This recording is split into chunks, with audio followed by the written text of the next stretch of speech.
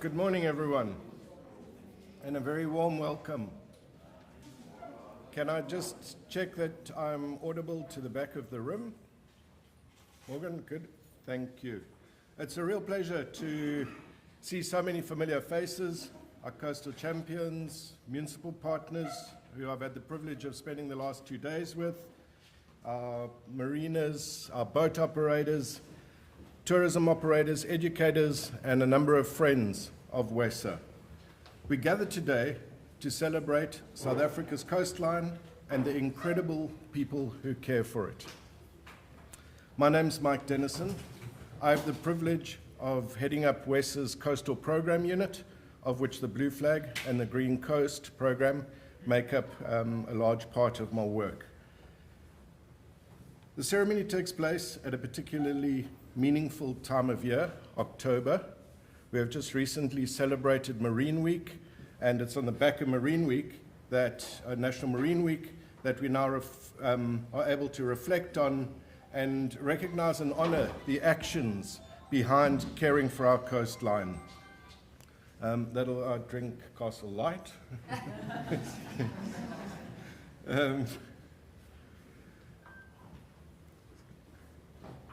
All right, so this week has been a really proud week for the WESSA and the WESSA Coastal Program. On Monday, the WESSA Coastal Program was awarded the Gold Award at the Ecologic Awards in Cape Town. And that's a national recognition of the innovation, the passion, and most importantly, the partnerships that define this work that we're celebrating today. So, while the Ecologic Awards makes WESSA look good, it really is a shared award that was received by some of our colleagues on behalf of all of our Blue Flag operators and operating partners, as well as our Green Coast operating partners. So thank you all for your efforts that indirectly make me look really good on the national stage. It is much appreciated. I'd like to give a special thank you to Ndlambe Municipality for co-hosting this wonderful event with WESSA.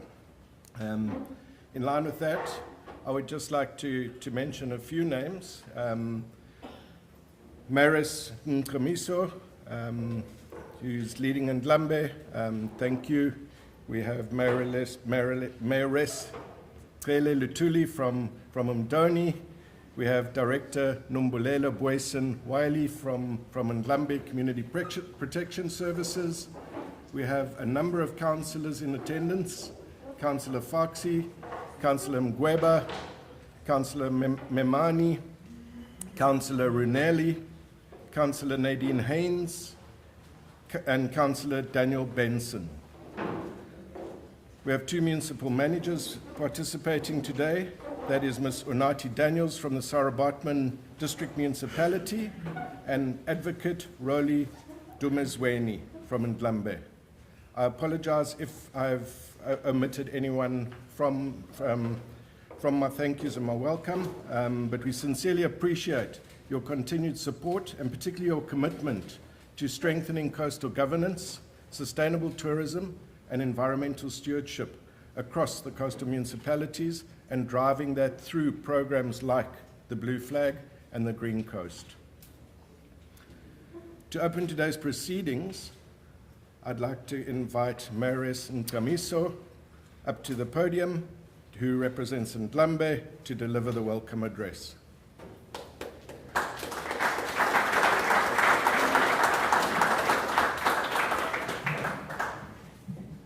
Just be cautious on that.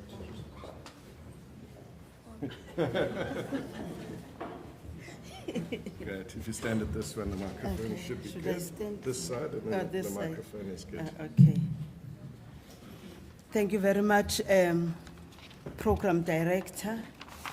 As you said, I'm Mrs. Ngamiso. I'm not vacant. I'm married.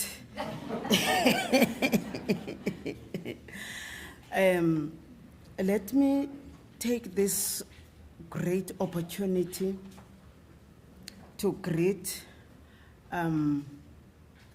my officials that are here, the municipal manager,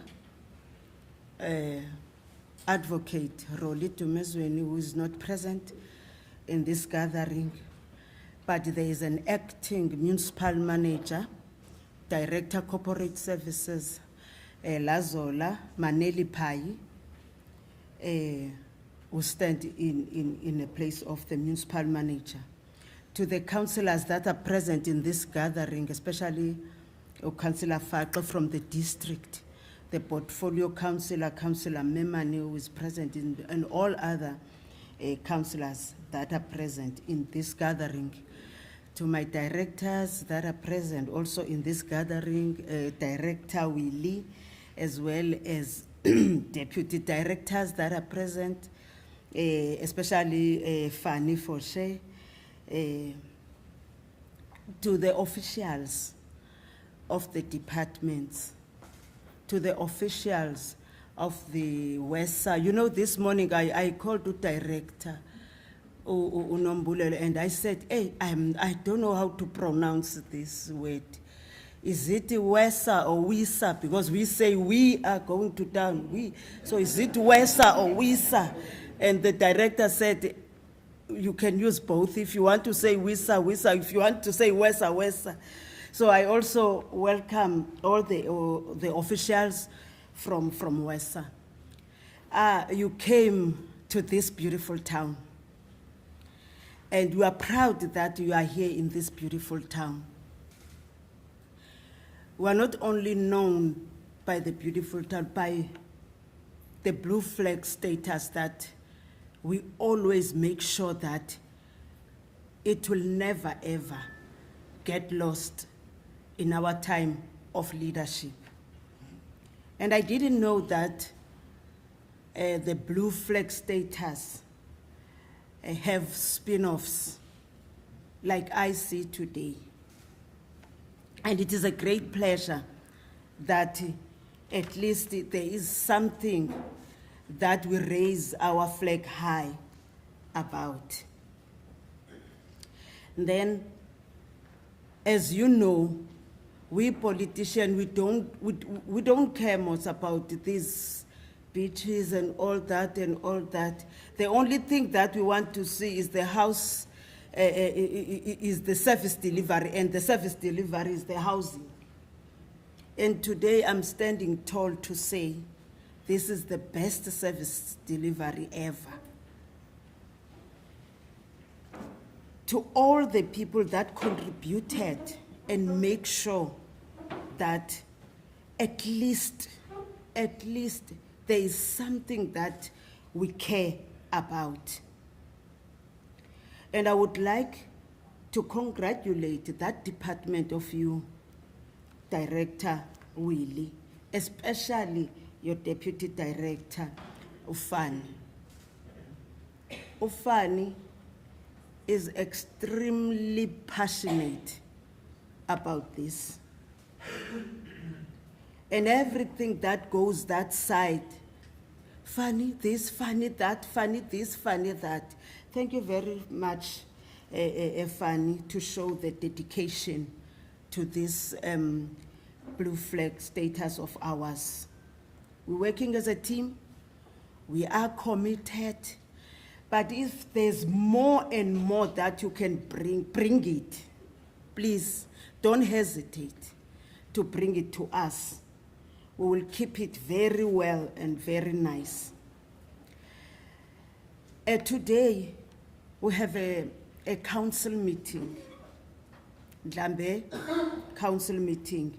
I won't be able to be part of the ceremony for the whole day, but I know that those that I am leaving behind, they will take care of you. Secondly, I know that there are people that are coming from other provinces. Here is the place you can buy your house.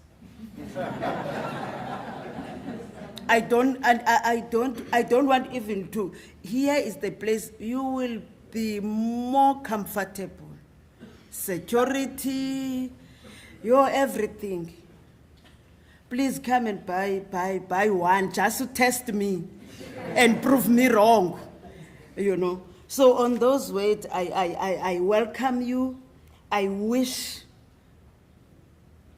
your program the best, the blessings, and everything. Thank you very much.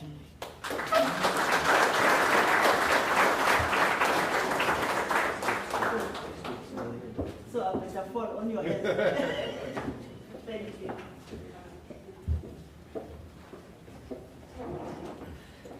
Thank you very much, Maris and Dumiso.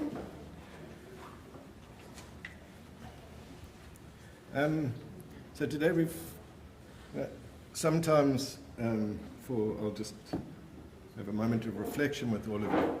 Sometimes for events like this, which is an annual celebration, it's a very powerful event for WESSA, a very special event for WESSA. And other organizations or companies go through similar things, and we tend to hand out the joy of it. We tend to give it away to often people we don't know, or whether that be the person who MCs or so what I did together with my Coastal Program team, Linda Zama Nokwazi, and we also have some of our other colleagues, Morgan here today, our Chief Operating Officer. We have our CEO Cindy here. We decided we want to, this is our event, this is our special day. So on that, I would like to invite one of our Coastal Program interns to the podium. Zama is going to lead us as a group with the singing of the national anthem. And yeah, I'd like everyone to please stand up, and Zama will take us into it, and please join her and support her.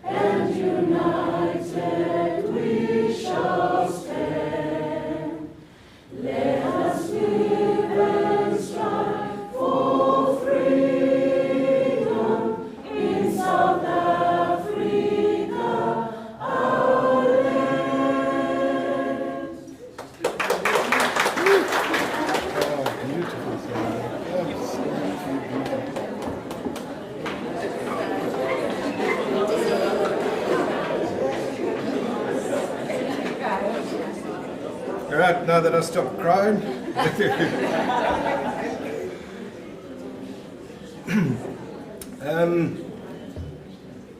So this morning I sort of mentioned, but we are proud to have with us the team from WESSA that lead and coordinate the coastal programs across South Africa.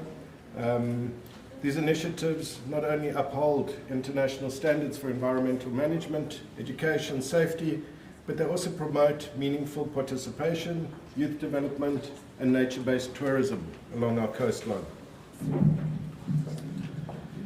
To share a few reflections on WESSA's journey and the vision ahead of our coastal programs, I'd like to now welcome WESSA's CEO, Cindy Lee Klütti, to the podium.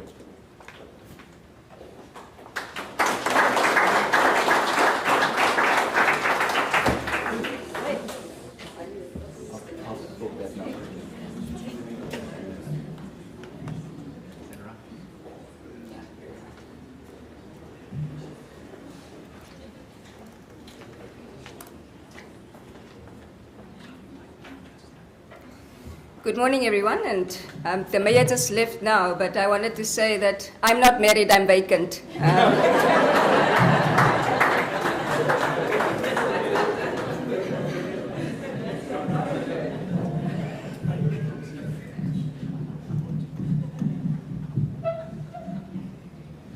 Thanks, Lindo, and thank you, Mike, and to the incredible WESSA Coastal Programs team for once again putting such an amazing award ceremony together. So I would like us all to just give the WESSA Coastal team a nice round. And as always, it's great to be, surrounded by the South African Blue Flag and Green Coast community, all of you. And I'm especially glad that I could attend the workshop yesterday, or parts of the workshop, and specifically the Universal Access session that you had yesterday. It reminded me again that while we often focus on things like water quality, which is important and rightfully so, there's so much more to a truly great beach, to a truly great marina, and to a truly great tourism and conservation boat. It's about people, it's about access, it's about inclusion, and it's about connection to our coast again. And it's always wonderful to reconnect with familiar faces, so thanks for everybody that came and said hello. I've spotted some faces that I've seen before, but I haven't actually met, so you know who you are, you can come over and say hello. But also to welcome so many new faces to our Blue Flag and Green Coast network. I hope you all feel embraced with wide open coastal arms.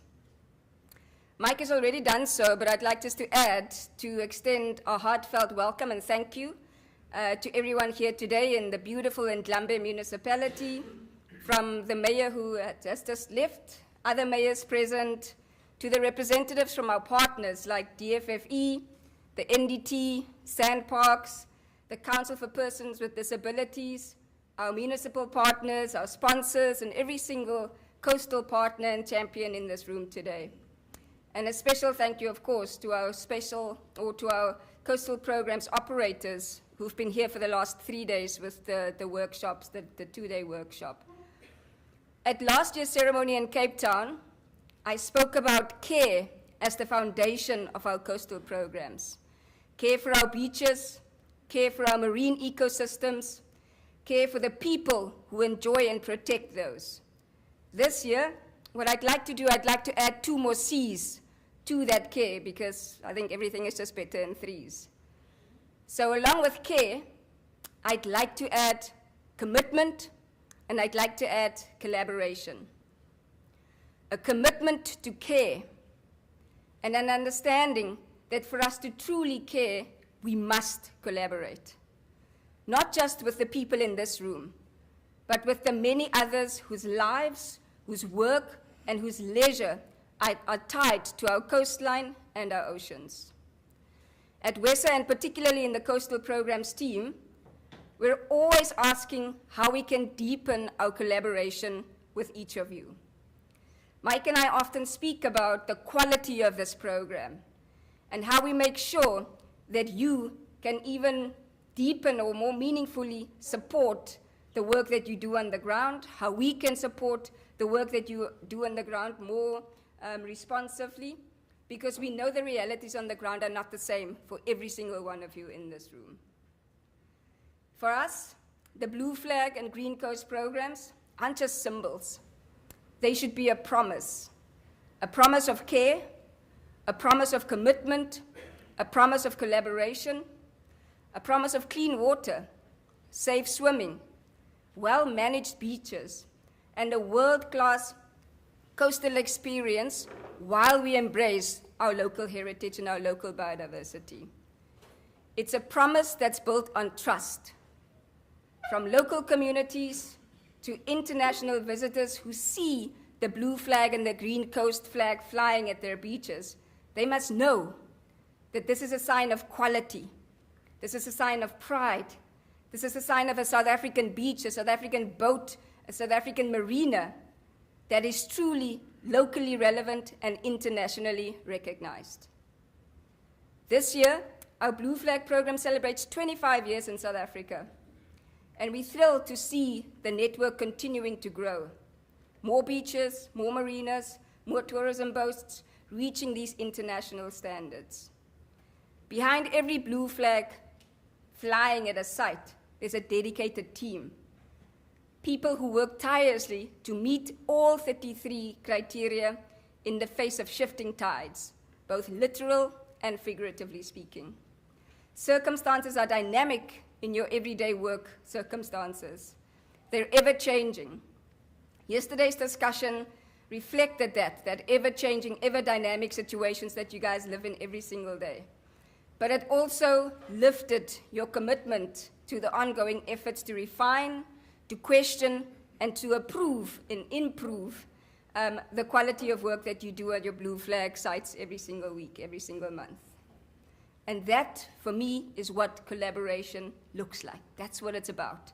Listening to each other, acknowledging the diverse context that we all face every single day, and ensuring that our blue flag embraces everyone. Every visitor, every swimmer, every person, regardless of background, regardless of ability, should feel like they belong on our coastline. Equally today, we celebrate our Green Coast program and both our established and our emerging sites. Very happy to see how the Green Coast program is growing. It's becoming a proud network and a growing network that honors not only our biodiversity, but also our cultural heritage and our community stories. It's where our natural and our cultural heritage meet. It's a space that I feel as our country, we have not explored and nurtured that fully, where our cultural and our natural heritage meet. And it's a great opportunity that exists within our Green Coast program to make sure that these reconnections happen. The Green Coast program reminds us that conservation and community are not separate. When local people become stewards of their coastlines, they're protecting livelihoods, they're protecting our oceans, they're protecting our stories, and importantly, they're protecting our identity. It's not just about sand and sea, it's about people. Stewardship, after all, is about bringing people and place together. Speaking about stewardship, you would have seen as you came in some stuff on the ground by the door. I'm incredibly proud to introduce one of our newest campaigns under the WESSA Coastal Program. It's called the Stop the Strangle campaign. This initiative tackles one of the silent killers of our ocean, ghost fishing and discarded fishing lines. I'm sure you pick it up on the beaches constantly. Through this campaign, we're installing fishing bins along the coast, and it's a simple, it's a practical, and it's a powerful way for us to encourage our South African citizens on our beaches to contribute to conservation of our coastlines and our marine biodiversity. The success of the Stop the Strangle campaign lies in people. It lies in us, it lies in you, it lies in our partners, in our volunteers, in our coastal communities, taking small, consistent action that ripple into lasting waves of change. It's built on WESSA's theory of change to educate, advocate, and act. Because education leads to understanding. Understanding builds advocacy, and advocacy inspires change. Today is also a special day for WESSA. Many of you might have noticed our new logo, a small symbol of something much bigger.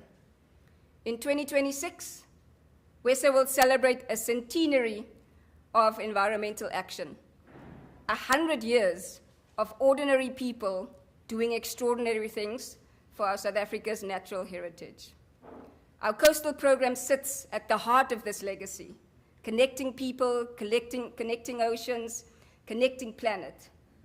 From our urban marinas to our wild and ragged shores, I can't think of a better place to begin our year-long centenary celebrations than here with you today. WESSA's 100-year story has always been one of partnerships and collaborations, people and nature working together in harmony. And today's celebration is another chapter in that story. Our 100-year journey reminds us that caring for the earth is a shared story, one written by many hands across generations for future generations. And I want to thank you all for being a part of our collective story. So to every Blue Flag and Green Coast site represented here today, congratulations on another year of successful and excellent coastal management. Thank you for your care, thank you for your commitment, and thank you for your collaboration. Thank you.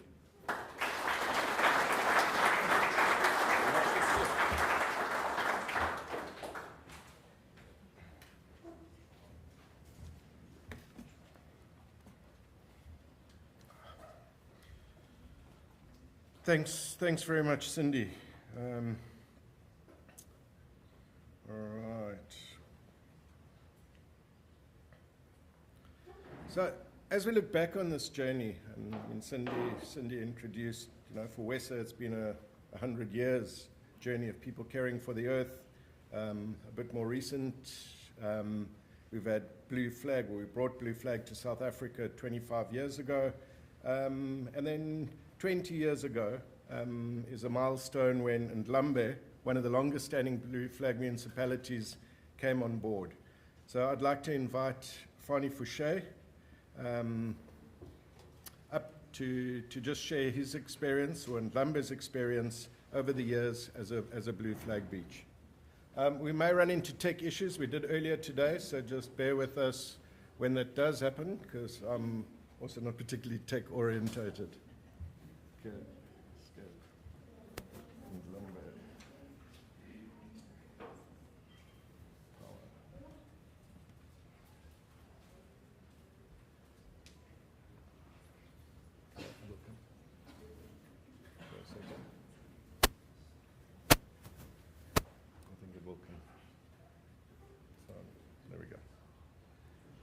Great. Let's turn that to you, Fani. Thanks. Good morning, everyone. I hope you can all hear me through the mic.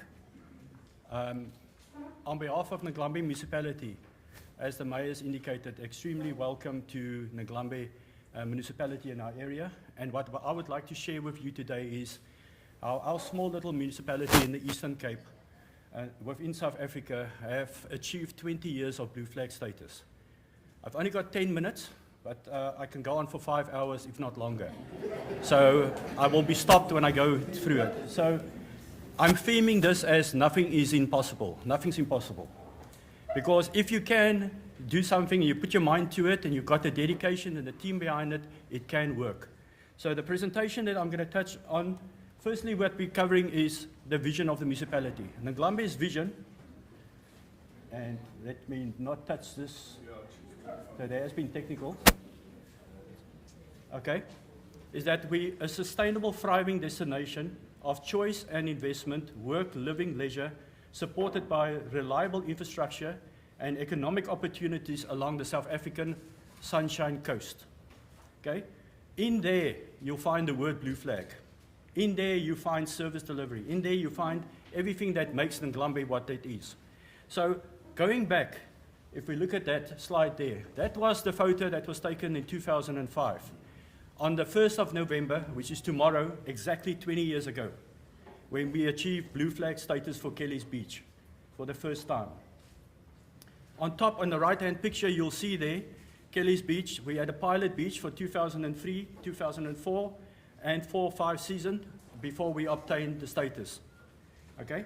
And we hosted the Blue Flag launch, just like we're hosting it today at Kelly's Beach.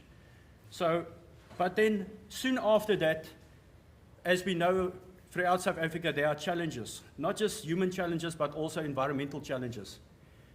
2 years later, or a year and a half later, our Kelly's Blue Flag Beach got hammered in July by extremely high sea events that ended up making our beach look like this, quite horrific.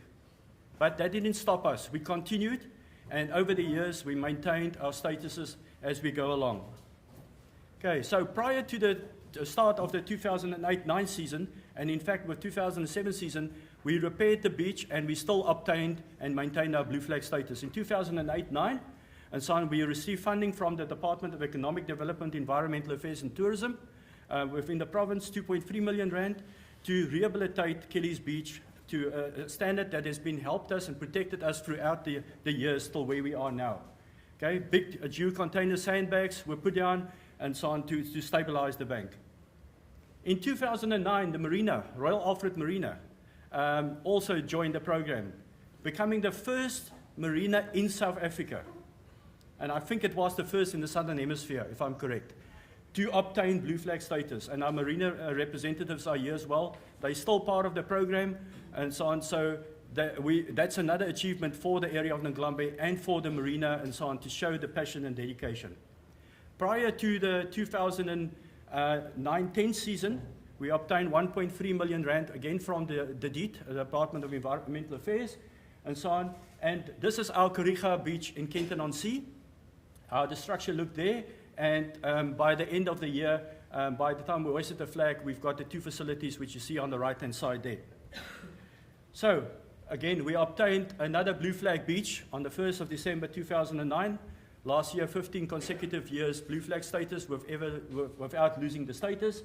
And then we also were fortunate enough during the Soccer World Cup to be one of only 4 municipalities in South Africa that were allowed to hoist our blue flag for 1 month blue flag season, both Kelly's and Kariga Main Beach during the Soccer World Cup, which is outside the blue flag program. And that was amazing because we know there was tournaments taking place in what was then P. Tabega, and a lot of the teams and people came through the area, and visitors from all over the world came to our blue flag beaches. So that was an achievement in itself. We also hosted the 2010 and 2011. But then again, nature came in and started interfering, as it did, and I'm just going briefly over it. In 2012, we had a severe flood. The important date there is October 2012. In fact, it was from 15 to 17 October. We had a severe flood, over 550 millimeters, which is more than our mean annual rainfall within 24 hours. It damaged Port Alfred, in particular, the beachfront areas, the whole area of Nglambe. But from the 15th of October till the start of the blue flag on the 1st of December, we maintained our beaches, we got our beaches ready for the season, and we successfully completed that season. In 2013-14, we decided we're going to apply for 5 blue flag beaches as a small little municipality like that, and we were awarded 5 blue flag beaches.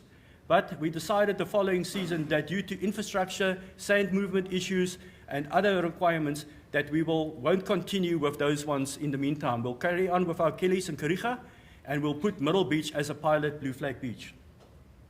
In 2018 to 2020, Nglambe was one of 6 municipalities that was awarded the opportunity to partner as part of the Building Inclusive Green Municipalities, a partnership between the Foundation for Environmental Federation for Canadian Municipalities and SALGA. And our team went over to Canada. We had 2 visits there. I was fortunate to go. My director was fortunate to go to Canada, to Ottawa, which is the capital. And the networking and the sharing of information and them coming to visit us was amazing.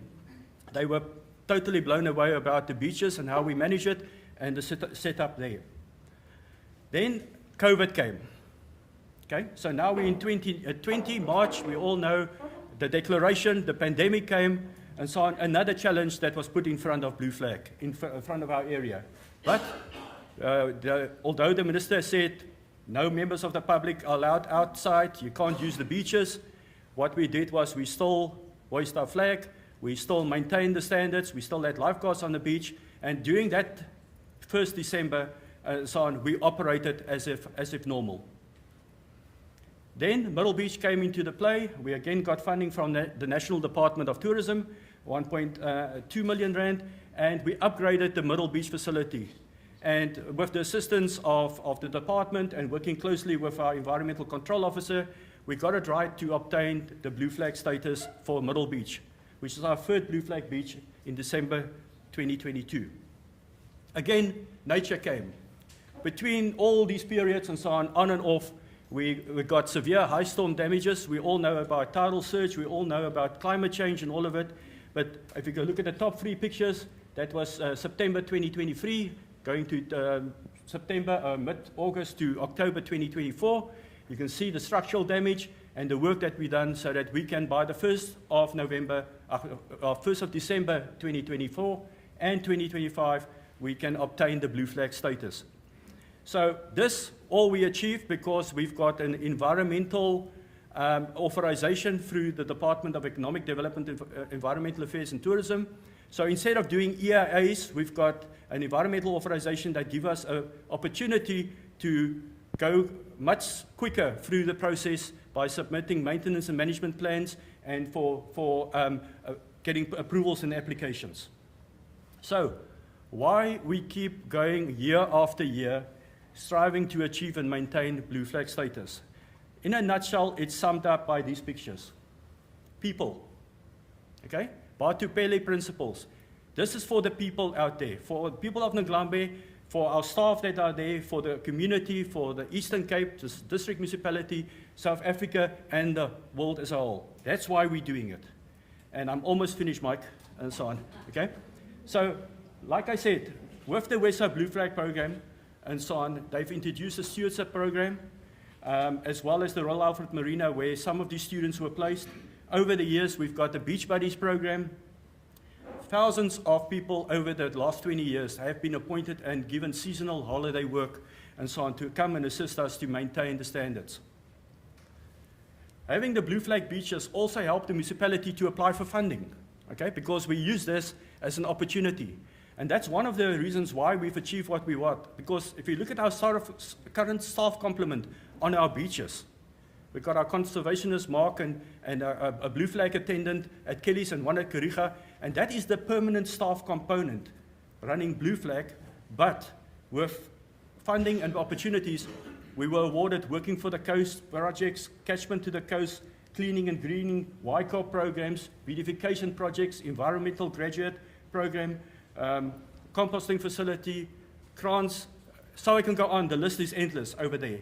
And from 2006, we were part of the Working for the Coast or the Coast Care program, and we were fortunate enough that between 2010 and 2018, we had 2 blue flag or Working for the Coast or Coast Care programs running in the municipality, creating a numerous amount of work over a 2 to 3 year period. So thousands of job opportunities were created.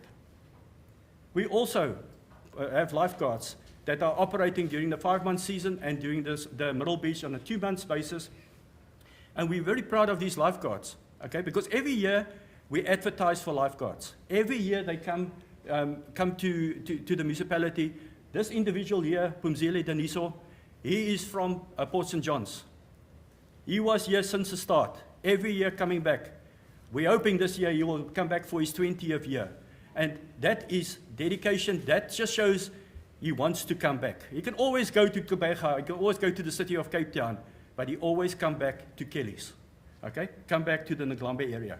And then, this is our team, okay? From our advocate, Dumuzweni, our municipal manager, our mayor, which spoke earlier, our portfolio councillor, our director, and our whole team that are here. You can't achieve blue flag with just 1 or 2 or 3 individuals. It's a team effort. It's interdepartmental. We work closely with other directorates. We also work closely with other government departments, NGO, businesses. And if I have to stand here and list from 2005 to date, how many organizations, businesses, people were involved, I'll stand here the whole day. So I don't want to leave anyone out there. But I want to single 2 people out. The first one is Michael Chukwulana. Okay? Michael Chukwulana was a casual worker, a contract worker in Kenton-on-Sea. He was working there over the season in 2009, and then he continued to work as part of the Working for the Coast project. Okay? So he wasn't part of Nglambe, but he was there on the beach to make sure that we maintain our standards. He was our attendant, even though he was working for the coast. He was a casual worker then for a few years, and just before COVID, he was permanently appointed as the Blue Flag attendant. And he's sitting in a hall here today, Michael and so on. So he's one of the heroes in this. The second one that I want to make emphasis of is a young man, he was a young man 20 years ago. Okay? But this young man and so on just shows what Blue Flag can do. And there it is. Zandi Dr. Kwana, if I get it right. Okay? Please excuse Zandi if I'm wrong. Okay? When we got Blue Flag, about a year after that, we realized one of the requirements is you have to have security. So we placed some car guards there. And he was a car guard. Okay? But instead of checking the cars, he kept on going to the interpretive signboards and started reading up about the sea life and the marine life and stuff like that. And he was checking on it, and he started telling people about it. And he eventually started showing an interest and so on. And when I saw him, I said to him, no.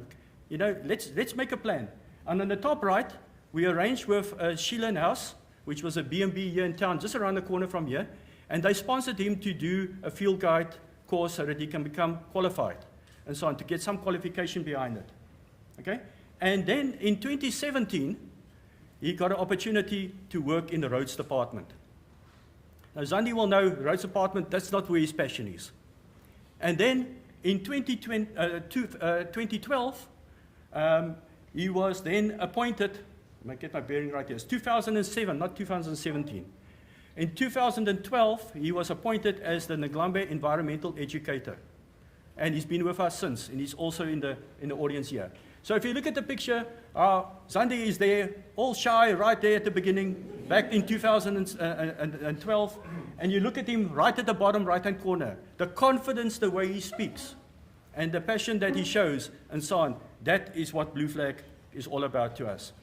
So over the years, we've gone to each and every Blue Flag award over the years. Those are just some of the photos. Okay? And we have achieved quite a lot of awards over the years. We were runners-up in the Greenest Municipality Award. We've won the District Municipality.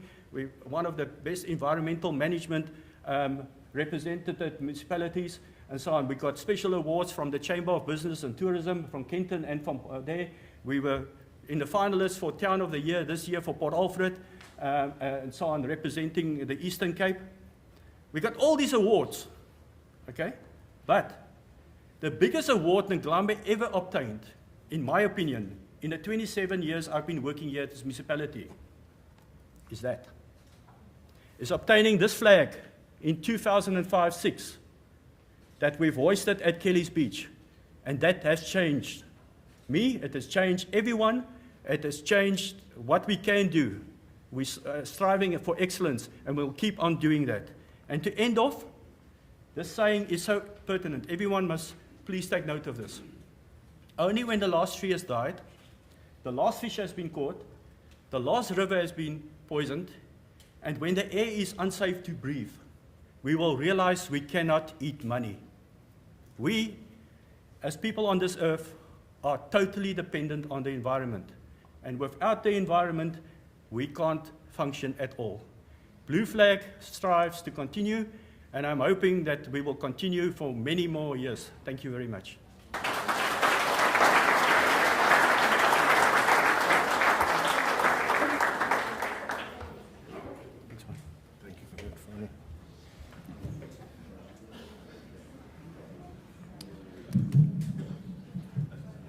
Thank you very much, Fani. Yeah, just a very, very powerful, very heartfelt, very genuine presentation of 20 years. But I think the power of the presentation is almost in the call to action, and the way that Blue Flag in Ndlambe has been one of the mechanisms in which you as a municipality have responded to that call to action. Very much appreciated. We're going to briefly move from the Blue Flag program to the Green Coast program. The Green Coast program is for I guess some people in the room less well known, It is an eco-label similar to the Blue Flag program that was developed by WESSA to drive urban-based, nature-based tourism, to promote good environmental management, and to inspire environmental education in coastal sites that are not typically developed in a way that it would resonate with something like the Blue Flag program.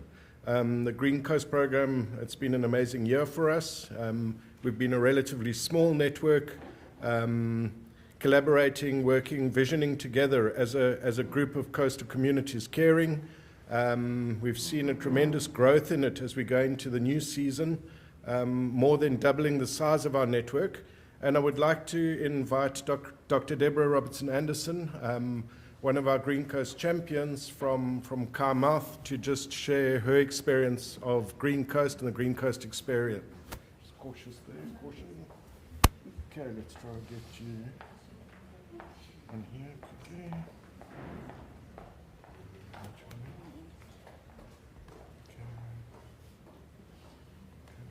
Let's see if that works. There we go, good.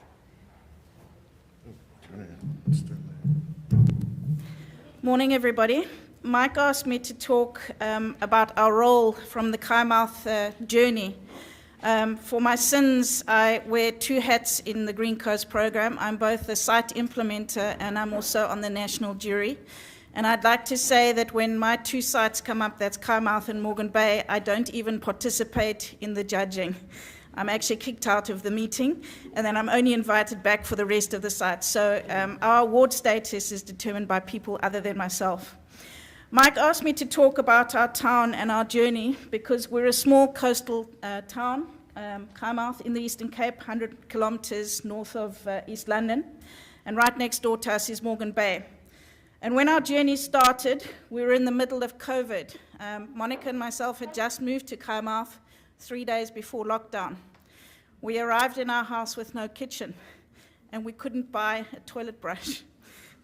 And we met members in the community in our daily walks, and I think that was the best thing for us in our community, that those daily walks where we were locked out and we were only allowed to walk as a village, and everybody was kicked off the beaches and everybody had to walk on the coastal paths, made the entire village appreciate what we had.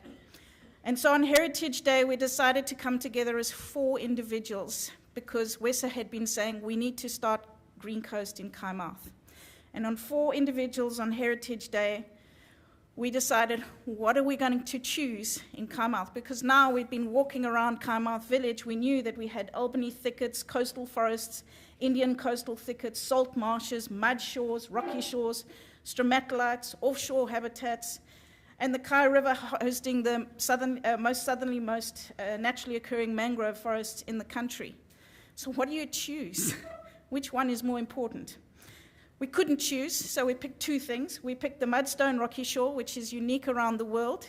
Most rocky shores around the world are made of igneous rock, not sedimentary. And we picked a mangrove forest because we decided, wouldn't it be fun to watch a forest grow? And if you know how fast trees grow, you know that this was a very ambitious target. The next thing we decided is, where do we place Green Coast? Because we were not a municipality. We were a group of random community members. Where should we place Green Coast within the community structure where it would have the biggest impact? And we decided a few things. Green Coast would form part of the Ratepayers and Residents Association, and it would also form part of the Kaimouth Revival Group. Now, at the time, those blue circles were the only 4 organizations that existed in Kaimouth where the community could communicate with each other. As a result, we now have all of this. These are all extra additional groups in the community that if you find a passion project or you're interested in doing something, you can become part of one of these chat groups and you become part of the Green Coast umbrella. We started very simply. You can see we're still wearing our COVID masks. We went from 4 people. I roped in my son, and we started with an indigenous and water-wise garden around the sign and flag, and we asked members of the village to please donate us plants from their garden that were water-wise and cattle-proof. And we started talking to people. We started with chat groups. We started with WhatsApp. Probably in hindsight, I don't recommend this for anybody because the first 2.5 years were hell. It was painful. Many times we wanted to give up, but we started a policy of see something, say something. And then 2.5 years ago, something changed on the chat groups. If you moaned and you weren't involved in doing something in the village, you got lambasted for moaning. The whole chat group changed, the whole community changed 2.5 years ago, where people were told, stop moaning and do something about it. Now, if you moan on our chat group and you aren't doing something about it, or you aren't doing something else in the village, you get moaned at for moaning, but thanked for reporting it. So WhatsApp has been the biggest impact in our community. It has allowed us to communicate instantaneously, openly, sometimes too openly, with everybody. And through that WhatsApp communication, we also did education with the school, we did cleanups, and we carried on communicating. Whenever somebody found something interesting and they posted it on the WhatsApp chat groups, whoever had information about it posted their answers. So gradually, the whole village became educated. Today, and I want to say community participation, cooperation is the act of working together for a common purpose, where the work is beneficial to all parties involved. I just want to show you some of the groups that you can belong to in Kaimouth. So if you're thinking about retiring, there's something for you to do in Kaimouth. We have education activities, we have sewage spill groups, we have fishing groups, we have ablution groups, we have alien invasive removal groups, we have path maintenance groups, the butterfly reserve. I can carry on. We've gone from 4 people to over 400 people, all working together under Green Coast. And I think that that is phenomenal. I also want to say that WESSA, thank you. I also want to say that one of the things that working under Green Coast and having WESSA in our back pocket has helped, because it's the power of networks. In December last year, we had 4 major sewage spills which closed our beaches for 19 days in the middle of our busiest tourism season. Our village lost money. Everybody was stressing. We phoned WESSA and we were given access to national government. And this gave us hope. And I want to share what happened yesterday. At 7:17, it was reported that a contractor had put 2 poles through our sewage pipelines, causing 2 sewage spills, which was reported on our chat group. At 19 minutes past 5, a person was asked on the chat group to use their influence to help fix the group. At 6:30 in the evening, Amatola municipality had received over 50 calls from our community members. And by that stage, you know that somebody's going to do something. And by 9 minutes past 7 in the morning, both sewage spills were fixed. Now, I challenge the municipalities, and we're a rural municipality where the sewage service is 100 kilometers away in East London, to better that. That is the power of open collaboration and communication. And I am the lucky one. I think I'm the luckiest person in the village, because for the last few years, I've been collaborating all of the work done for the WESSA Green Coast reports. And I get to read all of the amazing stories and all of the people who have been involved in these reports. And I think Mike hates me, because we probably, and the judges also, because when we do the judging, we have the most amount of evidence for the work that we've done in the village. And it is inspiring to see what a group of individuals who have a common goal, a common umbrella, the Green Coast flag, what they have been able to achieve. Thank you very much.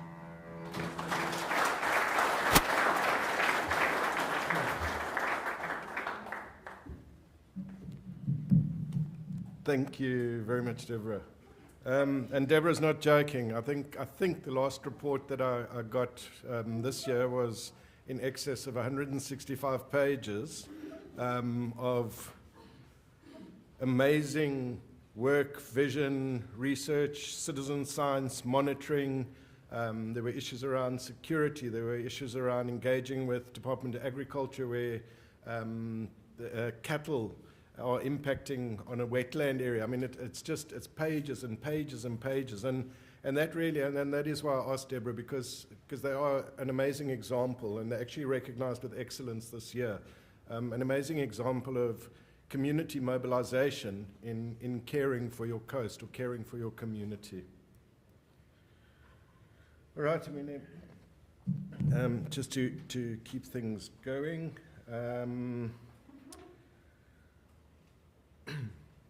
Cindy referenced one of WESSA's more recent or newest action campaigns, the Stop the Strangle initiative. And Stop the Strangle is this notion of how do we educate, raise awareness, how do we act, and how can we advocate for change in the world that we live in. The Stop the Strangle is an initiative or an action campaign that's targeting or looking at marine pollution, but through that lens where we're focused on ghost gear, ghost fishing gear. Just a couple of stats off the top of my head. Around 640,000 tons of discarded, willfully or not willfully, discarded fishing gear goes into our oceans every year. So 640,000 tons. It has a lifespan for around 25 years. So 640,000 tons year on year on year that we're throwing into the ocean for up to 25 years. There's been quite a lot of discussion around the Great Pacific Garbage Patch. In the last 5, 8, 10 years, up to 70% of the Great Pacific Garbage Patch is marine pollution linked to ghost gear. So that from the fishing sector, the fishing industry. Over 100,000 marine mammals will die, typically quite disturbing deaths every year from entanglement, strangulation. More than 1 million seabirds lose their lives to ghost gear and what is known as ghost fishing. So fishing, invisible fishing. Today I'd like to welcome Dickie Chevelle. Dickie comes from, or at least second generation, possibly more, very powerful conservation family in Gansbaai. And yeah, I started following Dickie on social media when I saw his work around marine entanglements. So Dickie, welcome. Yeah, let's find yours.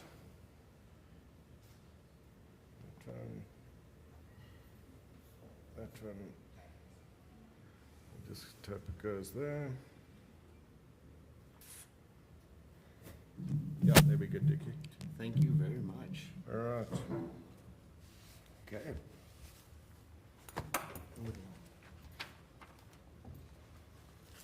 Good morning, ladies and gentlemen. Good morning, everyone. I don't know all of you, but I know many of you, and that makes me feel very honored and honestly a little underqualified to be standing in front of you today. Firstly, I would like to congratulate everyone on their Blue Flag and Green Coast Awards. I'll never forget the day we got our first Blue Flag as a tour operator. Wilfred was so excited to tell us, and we all felt so cool about it. This Blue Flag, put it on the boat, and we still do.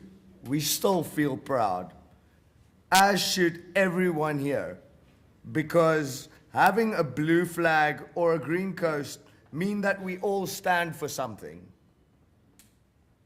And we are actively working to make Earth a better place. And that's amazing, man. That is meaningful, that is valiant, and that is cool as hell. That being said, that also holds all of us directly accountable for all of the aspects of what it entails to make the Earth a better place, even if it's not always in our sector. So, marine pollution and joining forces across networks, I would like to call it stopping the strangle with friends. I don't want to go all Greta Thunberg on everybody today, but with all the energy, all of you here, it couldn't have come at a better time, because this is the world that we live in.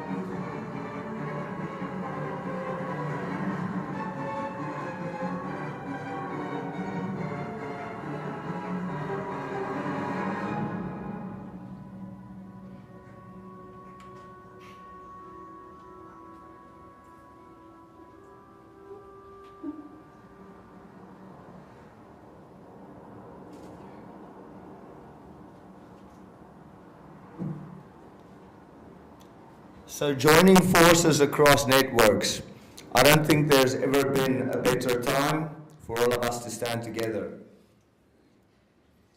Marine pollution, and Mike did mention some of the facts and figures, hundreds of thousands of tons, etc. But the fact that we can all agree upon is that marine pollution is a very big problem. It is one of the biggest killers of our marine animals, and these are horrific deaths. Believe me, some of the things that I have seen because of disentanglement is the most horrible things I've seen in my entire life. You will see things like mothers carrying dead baby whales with them. I showed a photo earlier of me next to a Cape Fur seal. That was him and his buddy tied together, choking. Slowly, they die of hunger, they die of starvation, which is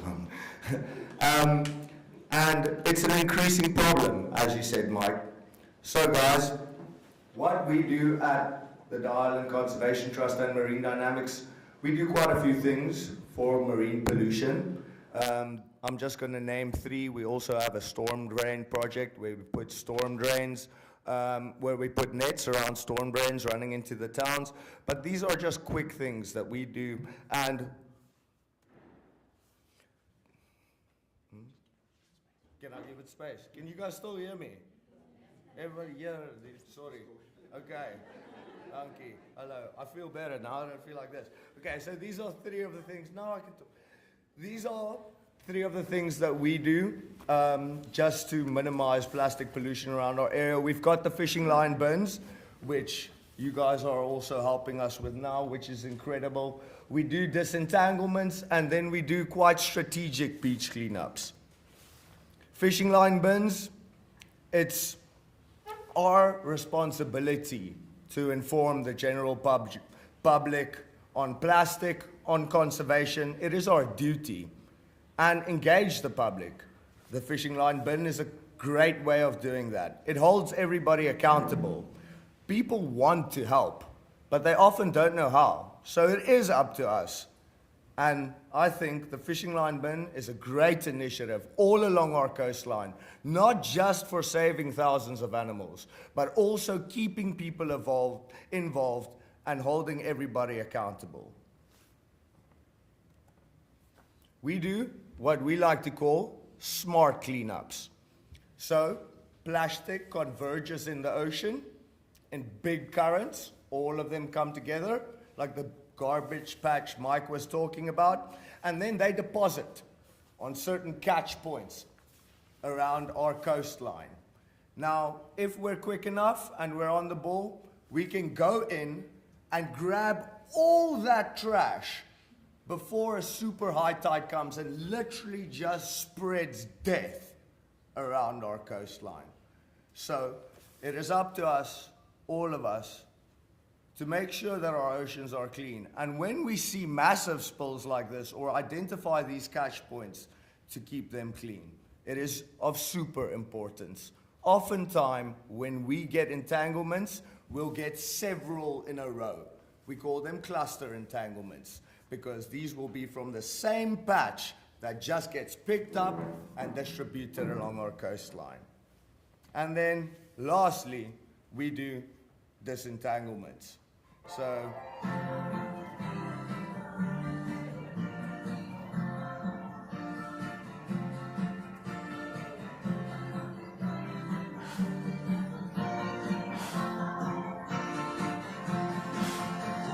this is not how you're supposed to disentangle a seal, guys.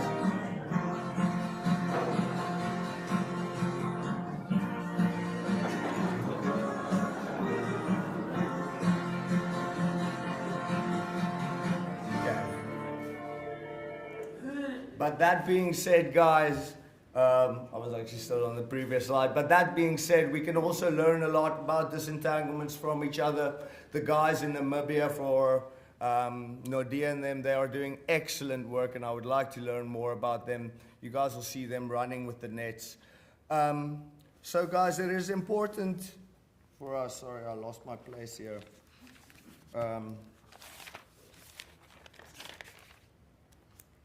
Within my lifetime, within my lifetime, I have watched great white sharks disappear. From seeing 22 different great white sharks in a 2-hour period. Literally, it's like seeing dogs. I saw them every day. Imagine you go out and you don't see any more dogs or cats, ever. Now you see one a few months from now and you're like, wow, it's a dog. That is literally what's happening. It's literally what's happening in our ocean, guys. These animals were as frequent to me as cats and dogs. I'm seeing the same thing happening with our African penguin. A few years ago, I could still easily say there's 4,000 to 6,000 breeding pairs. A few years ago. Now I have to say there's less than 1,000. Less than 1,000 breeding pairs left. So, I want to thank Mike for giving me the opportunity to speak to all of you today. And I want to congratulate WESSA for taking the vital first steps in bringing everyone together with these workshops. Because we are not just marine dynamics. We are not marine and coastal management. We are not DFFE. We are not WESSA. We are what you guys have been saying for 99 years. We are people caring for the earth. Thank you very much, guys. The future is bright.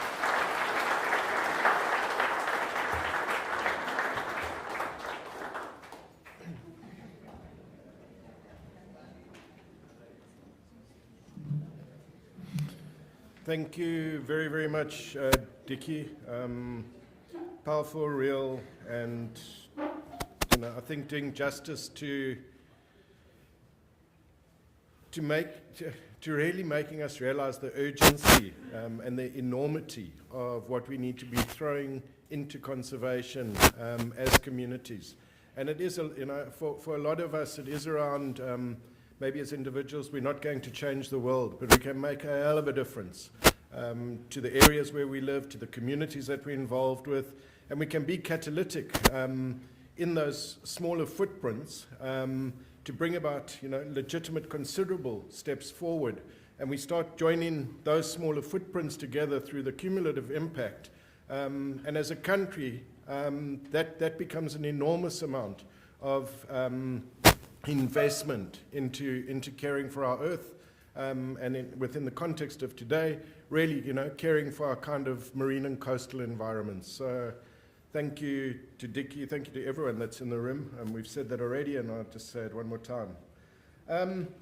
Right, the last of the final person that I'd really like to welcome up to the podium, and it's building on the theme, I think, that, I've introduced, Cindy spoke to, it's been referenced through Deborah, through Fani, and it's this notion of raising awareness, investing into education, and the role that advocacy needs to play in the conservation agenda. And I would like to welcome Ryan Peter. Ryan is from the Department of Forestry, Fisheries and the Environment, Oceans and Coast Branch.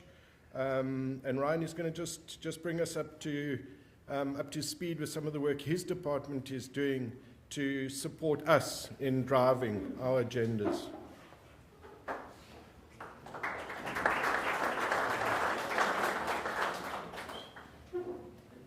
Thanks, Ryan. Can I let you go in there? Just have to give it a couple of seconds. All right, let's just wait for him.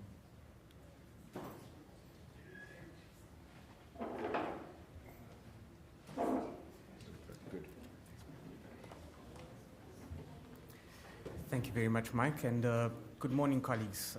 It's a pleasure to be here, and I'd like to thank the colleagues from WESSA, to the CEO, and to Mike, and to the Ndlambe municipality for the invite here. It really is a pleasure to be back in Port Alfred after many years, and after hearing all of the presentations today, it's given me, a lot of perspective and newfound inspiration for, how much work and legacy is behind the work that we're doing as well. Fani had shown a photo of the Blue Flag Beach, which had my former mentor, Dr. Neil Milan, in that picture. And that gave me actually some perspective, having started out in the department as a bright-eyed 28-year-old. now facing 45, still vacant. But it's a reminder that, the work continues beyond us and the work is larger than ourselves. It's also very inspiring to see the passion and the stewardship behind everyone that is here today and has been mentioned in the presentation so far, because it goes to show how all of our work collectively contributes to the betterment of our country. Whether it be at the municipal level, the community level, provincial or national, we're all doing our fair parts, and it's really, really awesome to see that everything is still continuing forward and we will still be going onwards and upwards for coastal management in South Africa.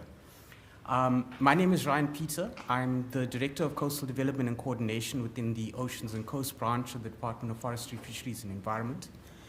We are responsible primarily for the implementation of the Integrated Coastal Management Act of South Africa. A lot of our work, as you know, is involved at the national level. So at our level, since the past 10 years, since the first National Coastal Management Program has been in place, we've been going full steam ahead, of course, with developing plans, programs, strategies at the national level, working with our provincial and municipal colleagues as well on developing institutional arrangements, and really setting up the scene so that we can implement coastal management at the most meaningful level. It's an ongoing struggle, admittedly, but we still are playing the lead in terms of in the African continent for showing the African countries around, on how coastal management is going to be implemented. And we intend to still follow that suit. And what I'd like to present to you today are some future plans that we have that relate to coastal advocacy. Of course, nothing near the level that everyone here is doing today, because the operational level is the most important level. But I hope that giving some insight into our national endeavors will give some structure and framework into as to how we are moving forward into the future as well for coastal advocacy for DFFE. So I'd like to first touch on the National Coastal Management Program. Colleagues, as you know, we had our first NCMP adopted in 2015. That was the first policy directive that South Africa had for coastal management. And the coastal management programs are essentially meant to be our policy directive, how we are going to be implementing coastal management in the country and at what level and scope we're going to be doing it. We have, of course, the National Coastal Management Program, the provincial coastal management programs for our 4 coastal provinces, as well as the municipal coastal management programs that are in place for our district and metro municipalities as well. So our commitment to implementing ICM in South Africa is also centralized around the State of the Coast reporting, as you know. We haven't had consolidated State of the Coast reporting and indicators at the national level for a very, very long time. I would say something along the lines of 20 years. Some may ask, why is that? And the thing is, we had indicators in place for a long time, but when the ICM Act came into place, we were busying ourselves with the roles and responsibilities and implementation of the functions, but we needed to consolidate all of the inputs as well from the provinces and come to a combined approach on how we're going to get to a State of the Coast reporting, which is why the National Coastal Management Program was quite key for this, because it was seen that we needed to assume these State of the Coast indicators and reporting into the NCMP and effect future assessments in a more meaningful way. But overarching to all of this is the coastal advocacy and awareness. There are eight recognized priorities within the National Coastal Management Program. Awareness, education, and training has always been one of those priorities. And in the updated NCMP, which we are working on towards finalizing now, we have intrinsically weaved in coastal advocacy, awareness, and training initiatives into all 8 priorities to ensure that we have that meaningful approach and participation. Especially at the municipal level, which is quite key, because we need capacitation there, we need solid movement and solid stability in terms of the way forward there as well. The NCMP, the updated NCMP has been published for public comment earlier this year, and we are moving towards its adoption later this year. Sorry, I'm not too close, Mike.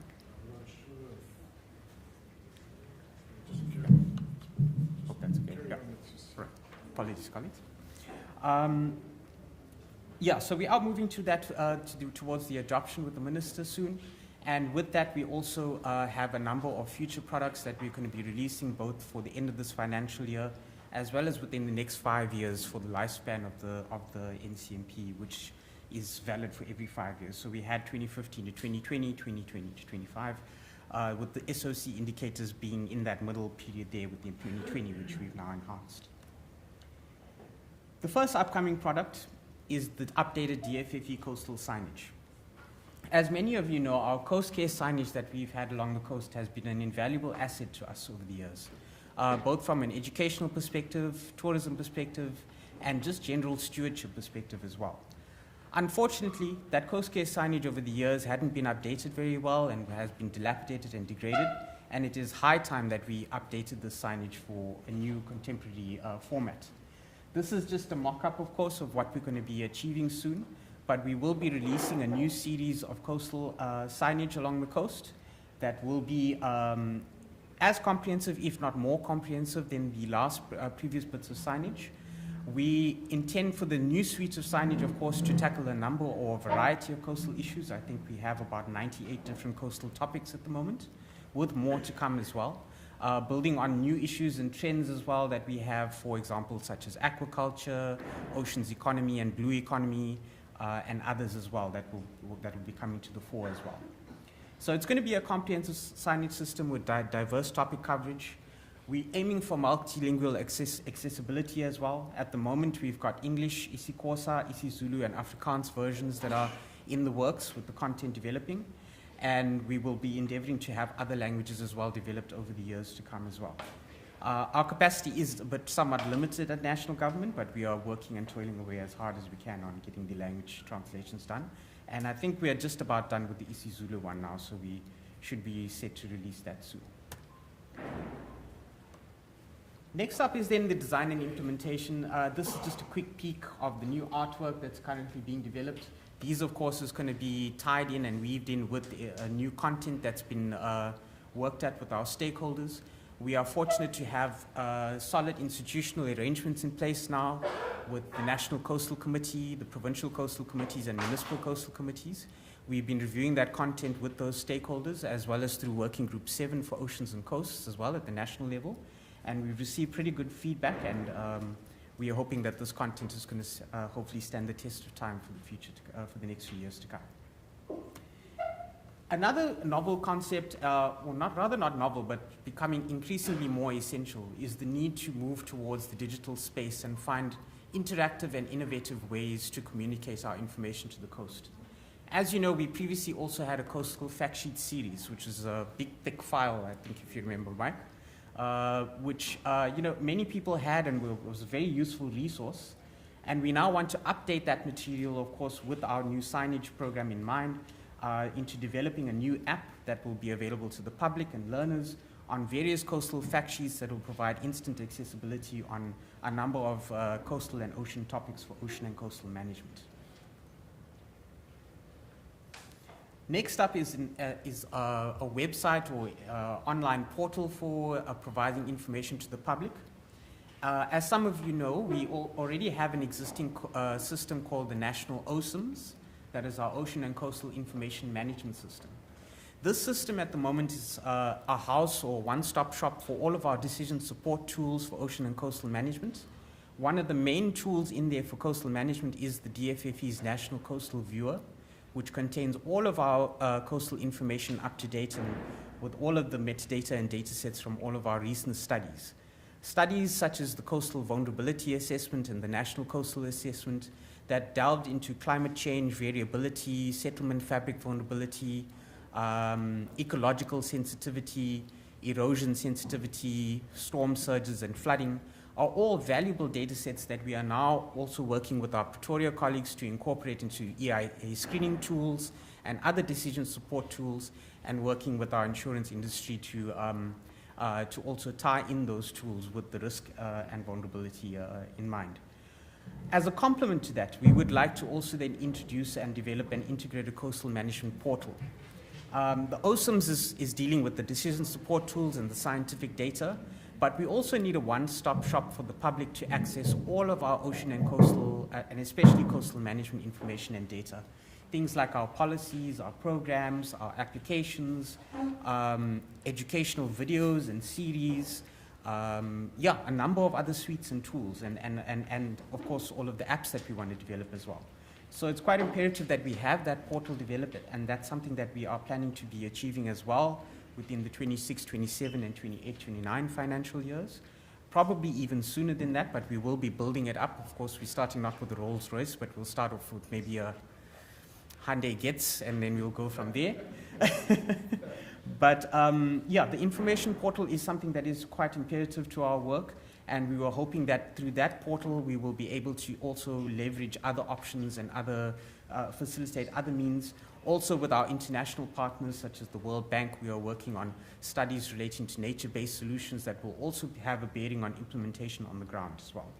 And that will be part of the portal's database and resources as well. There are also resource toolkits that we are aiming at municipalities, specifically at ecological-based adaptation and nature-based solutions that we will also be making available through this portal as well. And then lastly, just as another quick teaser, is the curriculum development for integrated coastal management. And this directly deals with capacity development and training. As some of you may know, we've had ongoing integrated coastal management training with our stakeholders for the past 12 years or so. And especially in the last 5 years or so, we've been focusing our efforts on the municipalities, asking each municipality for a needs analysis on what training they require for coastal management implementation, and then rolling out that training with each of the municipalities invited.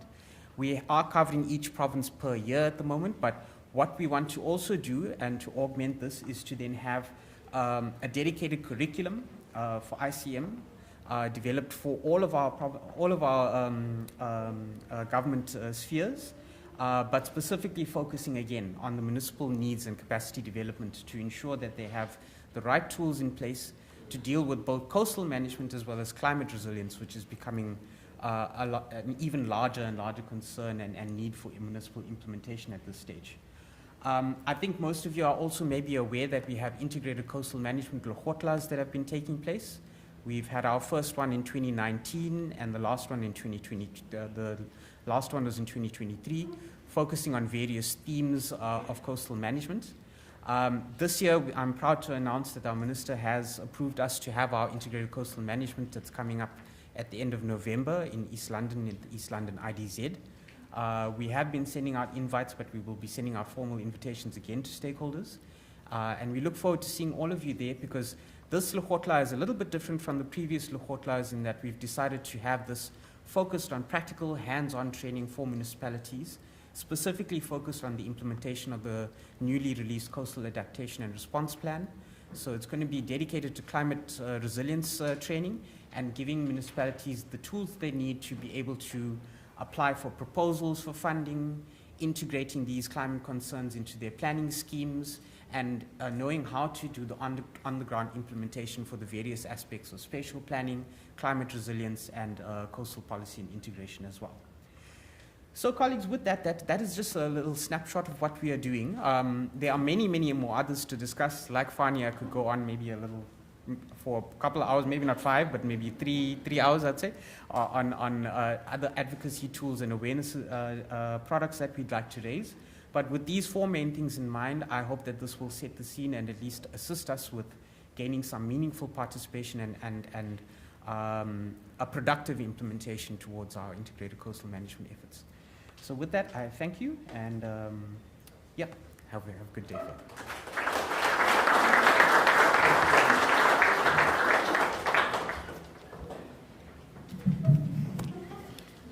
Thank you very much, Ryan. I think very encouraging in terms of the work you're doing, where it's going. Personally, I'm particularly excited about the shifting to legitimate, effective digital platforms that become very easy for all of us to access to drive our environmental education initiatives, our advocacy initiatives. So we commend you on that work. Thank you. Okay, at this point, we shift our focus to the kind of very personalized recognitions of the different role players, stakeholders, municipalities, businesses, civil society organizations, individual champions who are behind every blue flag or green coast site. And we'll go into the handing over of the awards. I would like to invite, I'd like to invite Lindo up to the podium. He will be announcing the different municipalities' winners. We're going to just do a very quick shift and set up an alternative stage arrangement for persons to receive. Then handing out the awards. I'd like to invite Cindy, the WESSA CEO, to be handing out the awards, and from Ndlambe, Director Numbulelo Boysen-Wiley, if you would like to join our CEO, that would be much appreciated. Thank you to Nokwazi and Zama for all the behind the sign work that's been going on in getting us ready. It's truly appreciated. Let's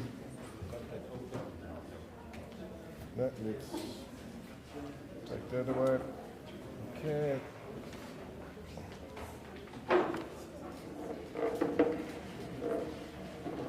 You want to come in here?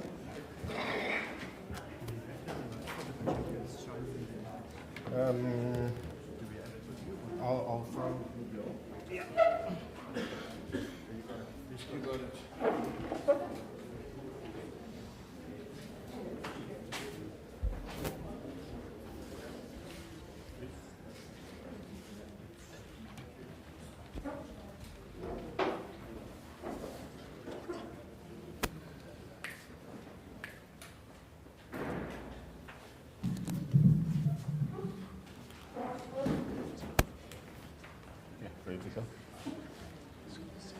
All right, good morning, ladies and gentlemen. My name is Lindo Mkize, and we've reached that moment again. Again, the room looks beautiful. The ladies are beautiful. Gentlemen, welcome.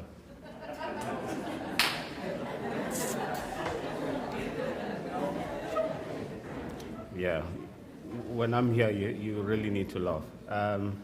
But more than that, I'm going to call each site based on, obviously, municipalities first, the actual site. For sites that are full status beaches will be called. And then if you are a municipality with your pilot site, you are going to come and collect your pilot site as well as your full status. All right. So, drum rolls, please. All right, first and foremost, I would like to call upon the City of Cape Town for the following beaches on full status: Bikini Beach, Camps Bay, Clifton Forth, Fishhook Beach, Ledadno Beach, Melkbos Strand, Muizenberg Beach, Silverstream Strand. All right, and I call upon Tedlock.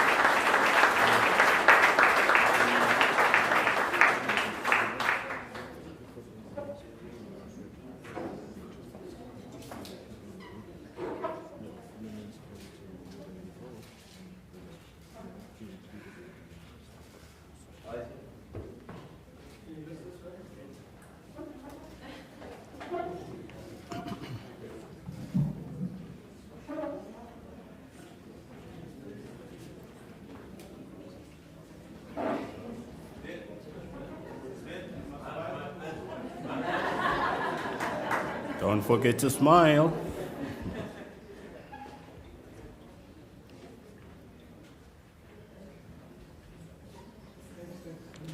Thank you so much.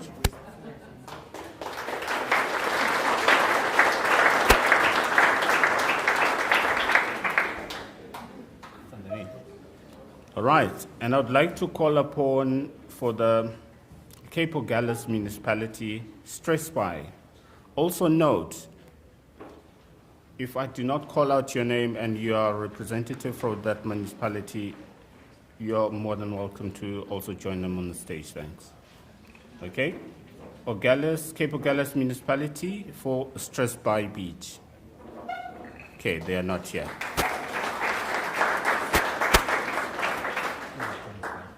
I'd like to call for Hezekiah For Lopez Beach, Goritsmond, Stilbaai Wes, Witstrand, Jongenfontein, Prikstoel. And I'd like to call upon Andre Hansen.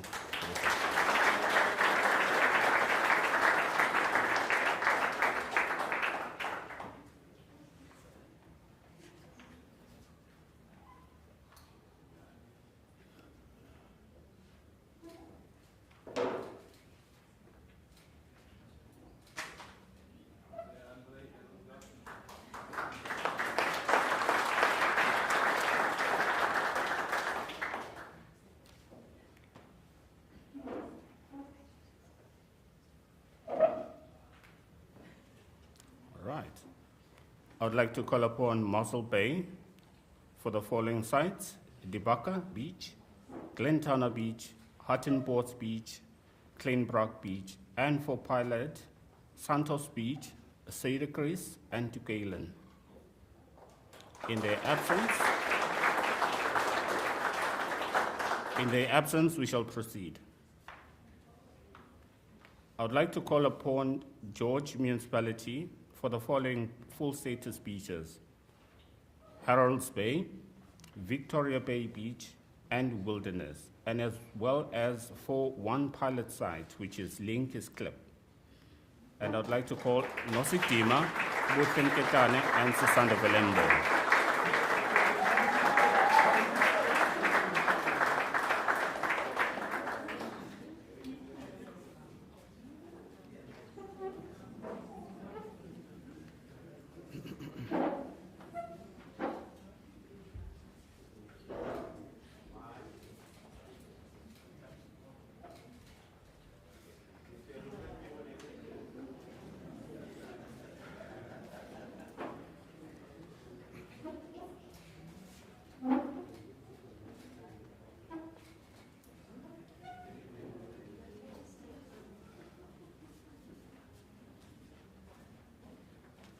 All right, another round of applause for them, please.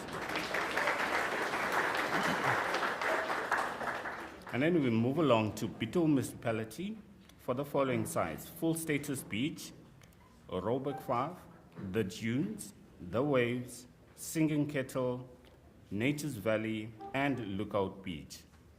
And I'd like to call John Prince, Andile, Sakati, Nzianda James forward, please.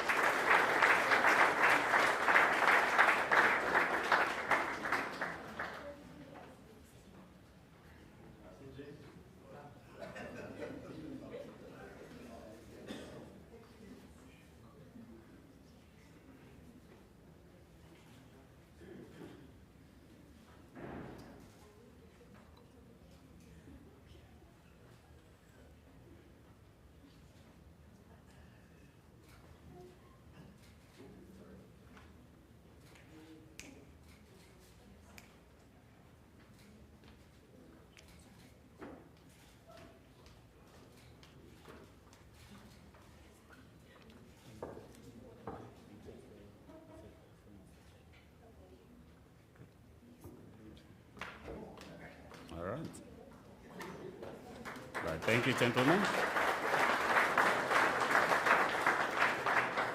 All right, moving along for Kocha Municipality for the following sites: full status beaches for Dolphin Main Beach, Cape St. Francis Bay Beach. And I'd like to call upon Sianda Kamagu, Marco Engelberg. Thank you.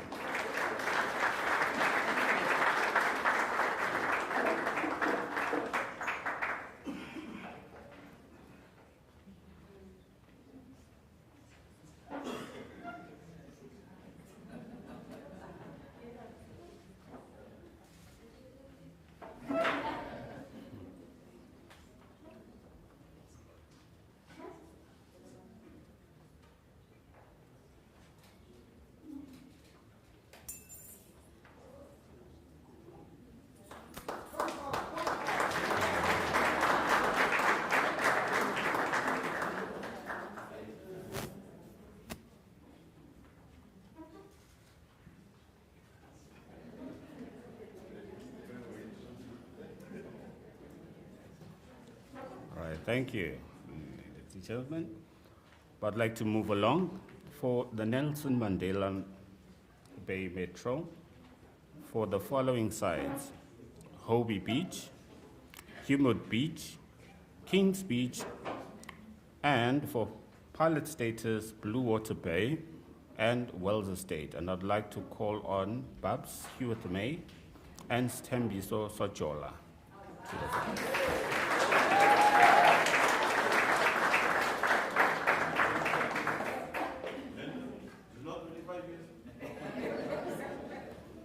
Chill, Babs.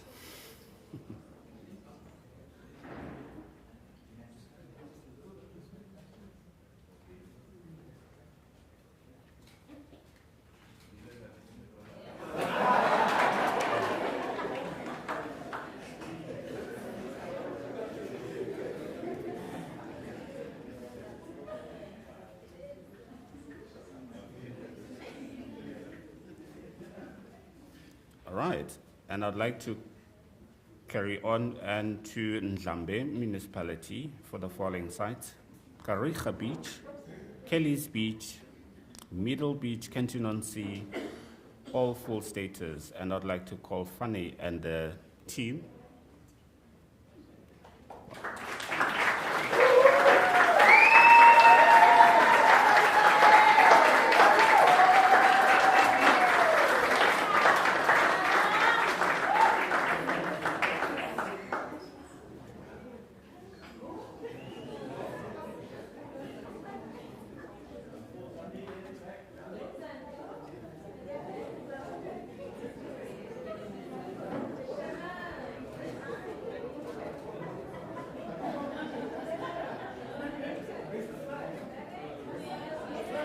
Mr. G, the flag, please. Thank you.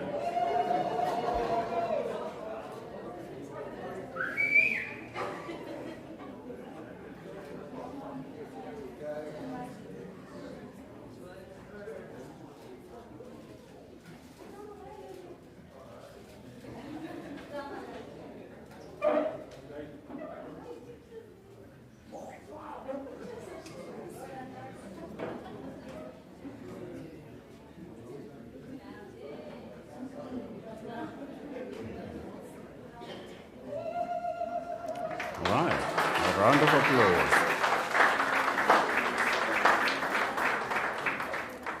All right, as we move further down the coast, and I'd like to call upon Reinkonyeni Municipality for the following sites: Hibbeton Beach, Marina Beach, Ramsgate Beach, Southport Beach, Trafalgar Beach, Umzumbe Beach, and the newest addition, St. Michael's Beach, on full status. On pilot, we have Port Edward Beach and Mtentweni Beach.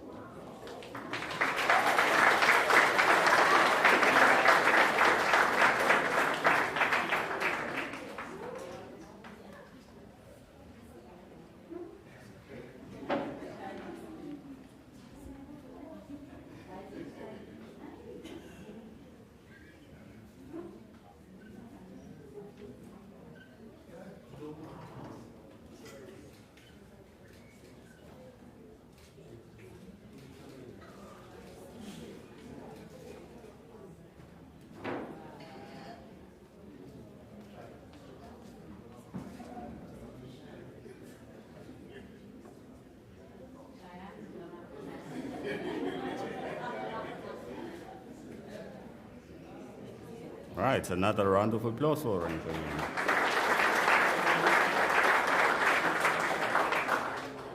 Right, and I'd like to call upon Umdoni Municipality for the following sites: for full status, Pennington Beach, and for pilot status, Rocky Bay, Preston, Umtwalume, and Scottsburg Beach. And I call on Nomfundo and the Mayor Mbali Lutulikele to the fourth, please.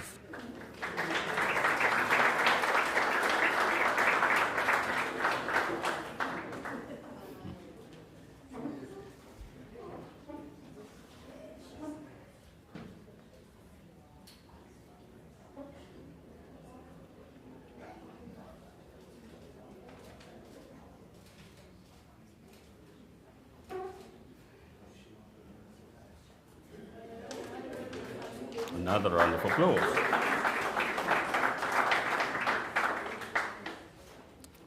I'd like to call upon for KwaZdukuza municipality for full status the following sites: Blythedale Beach, Salt Rock Main Beach, which is a return to the program, Thompson's Bay Beach, Willard Beach, also a return to the program, and I'd like to call Mongeli Yengwa and colleague Pamela Mkwanazi. Thank you.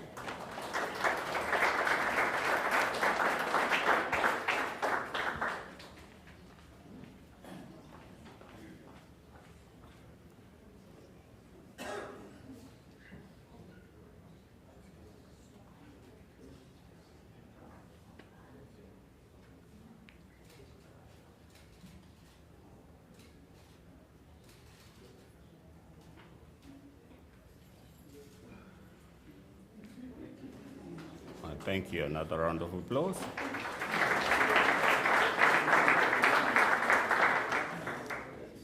All right, then I head over to the pilot sites.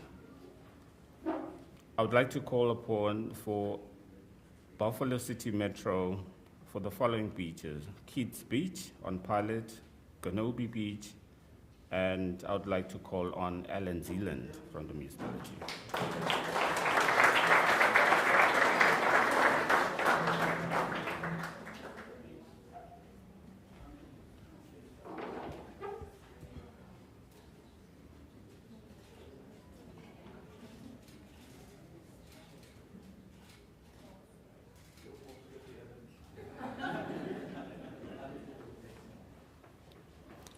All right, and I'd like to cross all the way over to the West Coast. Port Nolloth for the new site to the program, McDougall's Bay, and I'd like to call on the team from there. Thank you.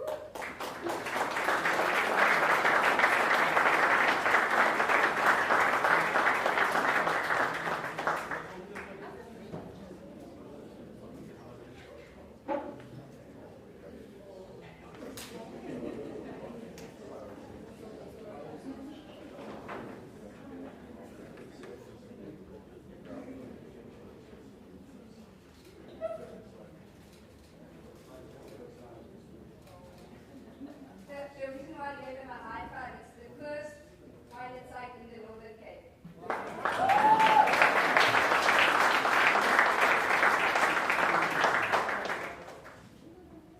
All right, I'd like to call on for Mandeni Municipality for Tukelamouth and Togotweni Beach.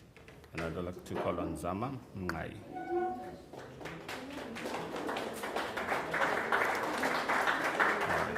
In absence, thank you.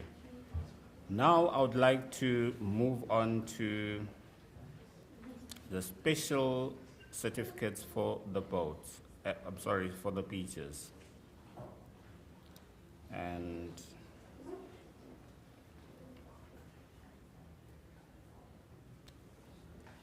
I'd firstly like to call upon for 10 years consecutive onto the program, Heberdean Beach.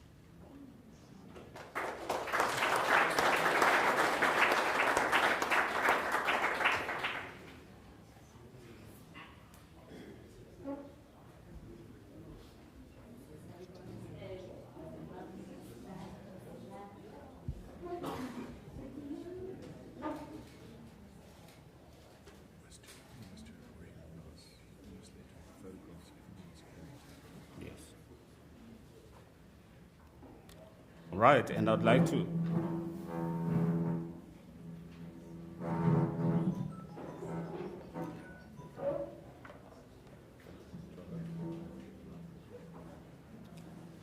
excuse the technicalities there.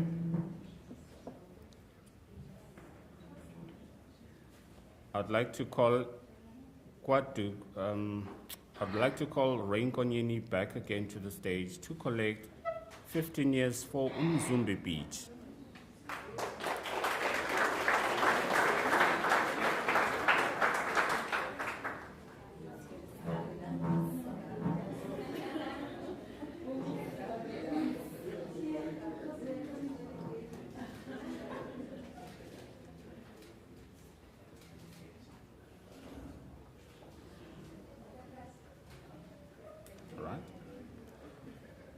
I'd further like to continue to call upon for Hezekiah municipalities for Witsand, 15 years on the program.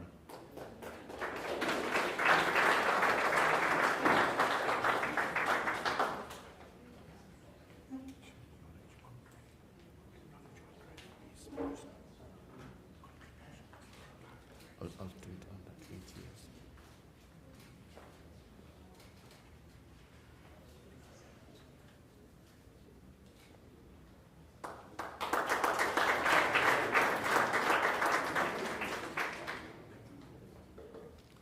All right. Now we move on to the heavyweights. Okay. So I would like to call upon for 20 years consecutively having full status beaches, Lapis Bay for Hezekiah municipality.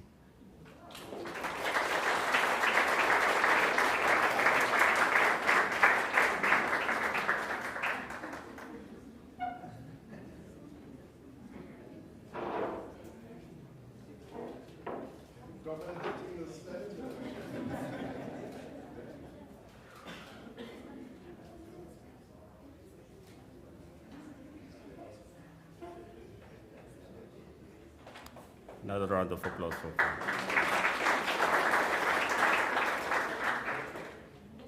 Another milestone that we are here because of this site actually today, and to the team at Ndlambe, this one is for you to take home, to really marvel at it as well. Fanny gave a really touching reflection of the journey that he has been to with the team, and gave us a lot of, something to really reflect on and take home. 20 years for Kelly's Beach.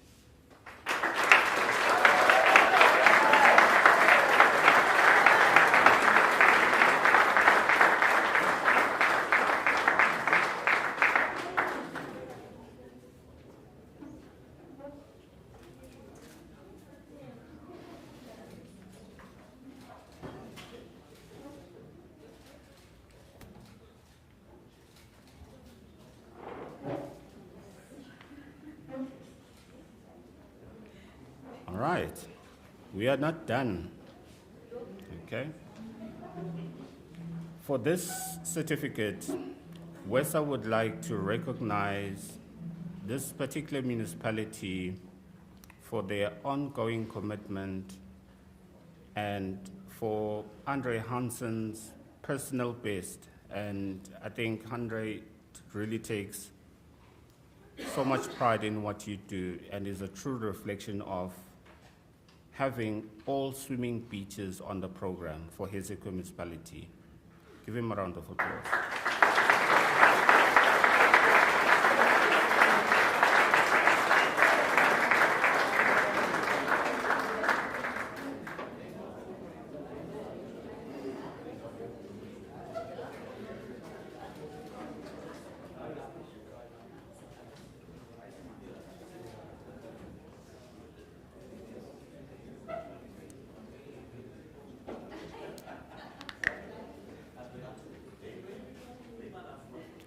Mike?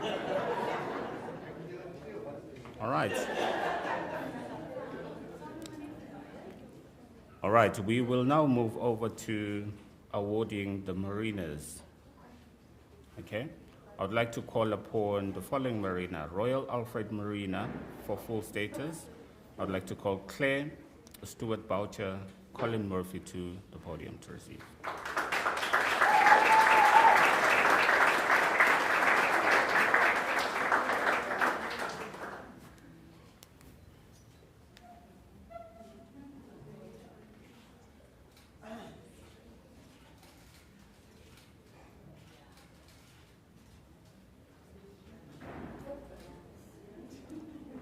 Round of applause. I would also like to call upon the following marina: Thyssen Harbourtown Marina for full status, and I'd like to call Theans Maynard onto the program.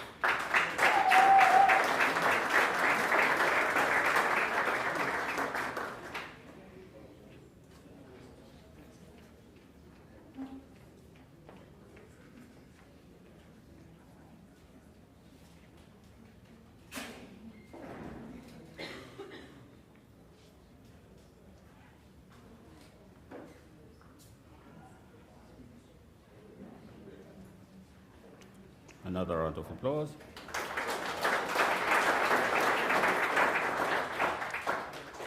I'd further like to call upon Thyssen Islands Homeowners Marina, Alfreda and Potgrobla, please.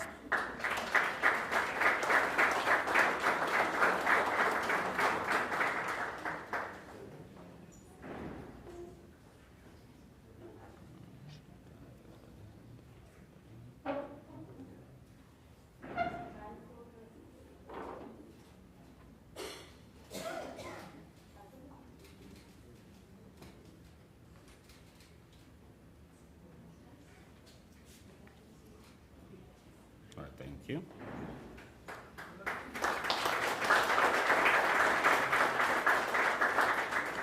I would like to further call upon for VNA Waterfront, full status, Joshua Fisher to the floor.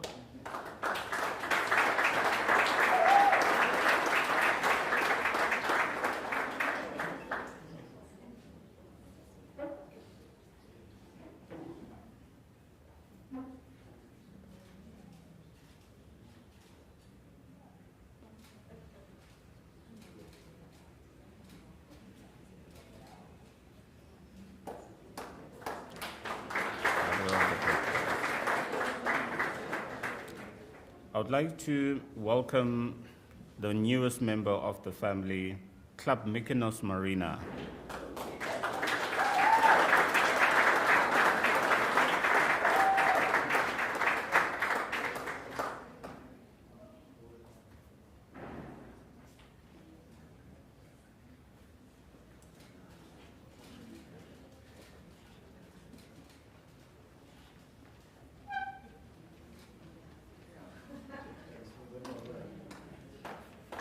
Thank you. Right, now we move over to the sustainable tourism boats. And I'd like to call on the Dye Island and Marine Dynamics Shock and Whale Tours for the following boats: Slashfin, Dreamcatcher, and a Whale Whisperer.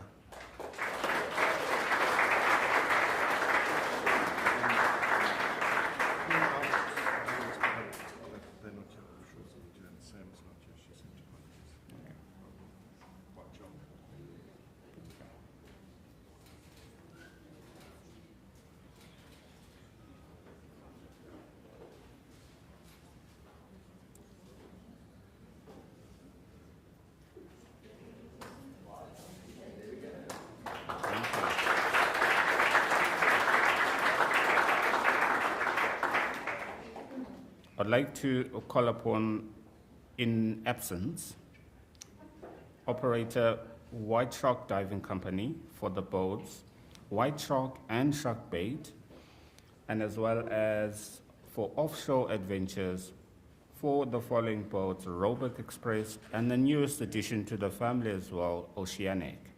A round of applause in absentia.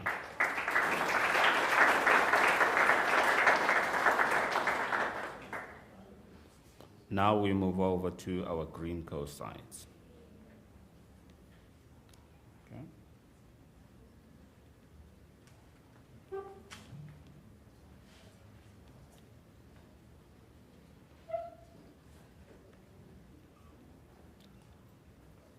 Just technical difficulties here. Just give me a moment. Spreadsheet won't show.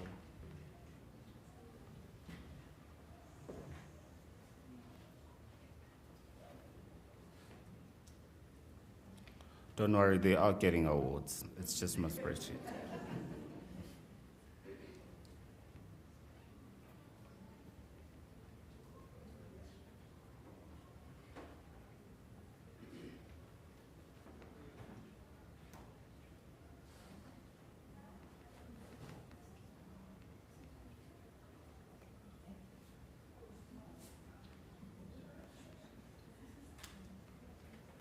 is it coming? No? No, it's good.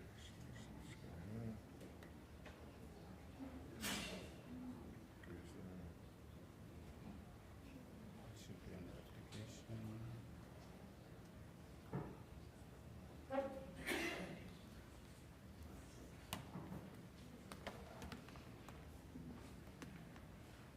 Just lost connection.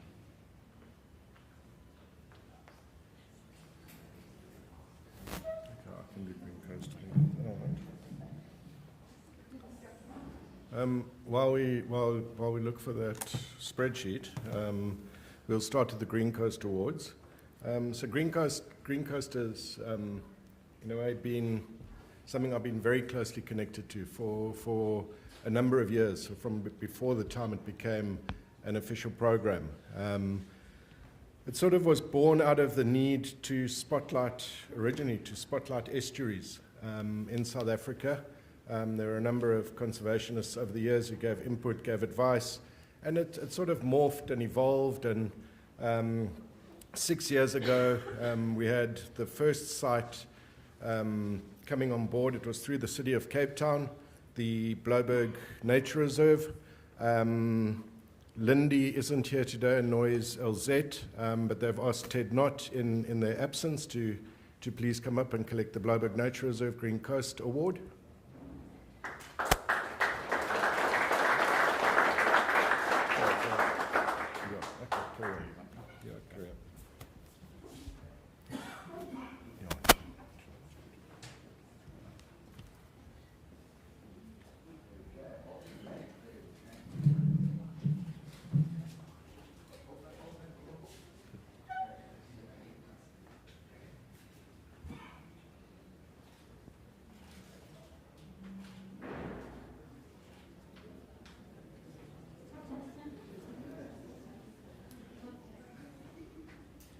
Right, a round of applause.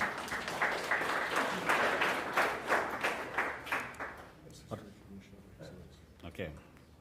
The following site, with a recognition of excellence, I would like to call upon the Nature's Valley Trust for Nature's Valley Beach. And I would like to call John Prince to collect, and as well as Andile Sakati, Mzianda James to the podium. Thanks.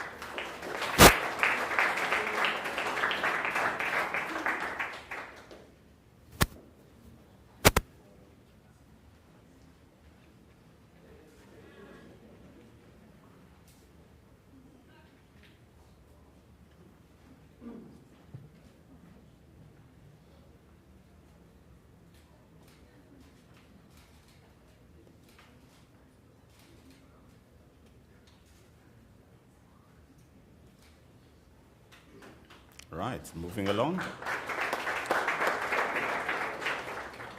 I'd like to call upon Cape Nature for site Walker Bay.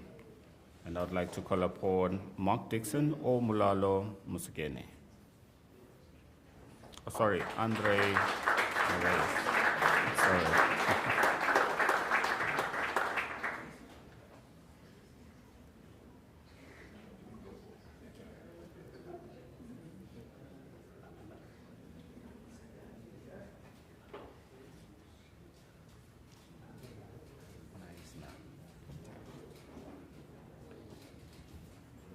Yes, it just ran when I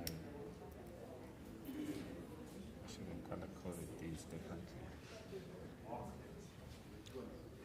Right, I would like to call upon for Neisner Municipality, Swartflay Beach, and I'd like to call Mark Dixon and Mulalo to the podium. Thank you. Round of applause.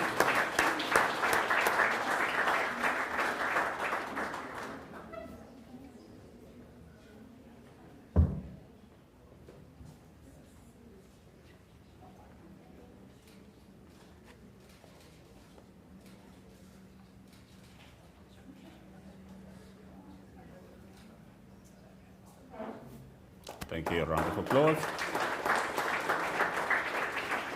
I would like to call upon one of the new municipalities to join the program for the following sites.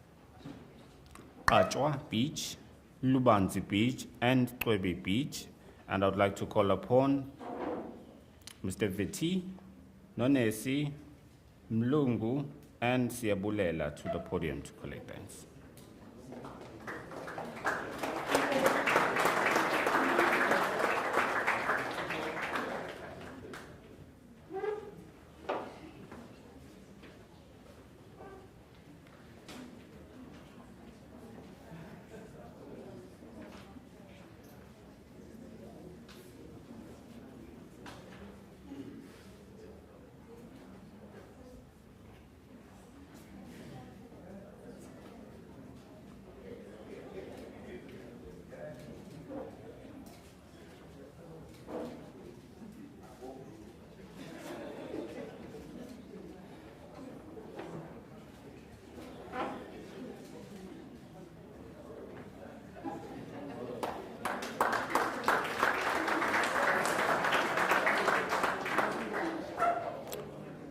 Thank you.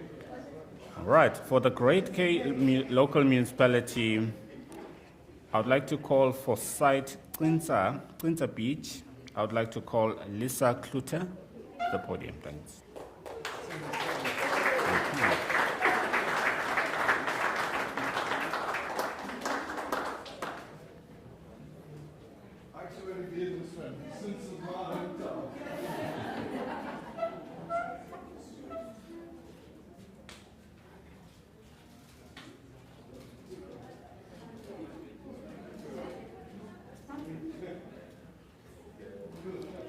Round of applause.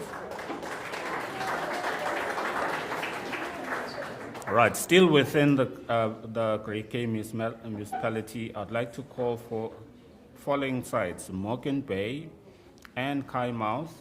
Dr. Deborah Robertson Anderson to the podium. And Monica.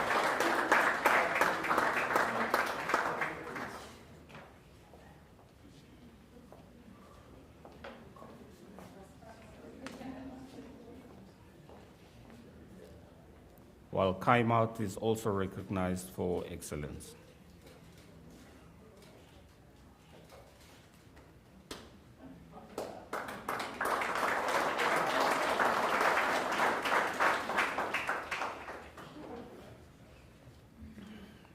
I'd like to call upon for the following sites based in the Renkonyeni municipality: Leisure Bay Conservancy and Trafalgar Marine Reserve and surrounds. Sibongiseni Langeni.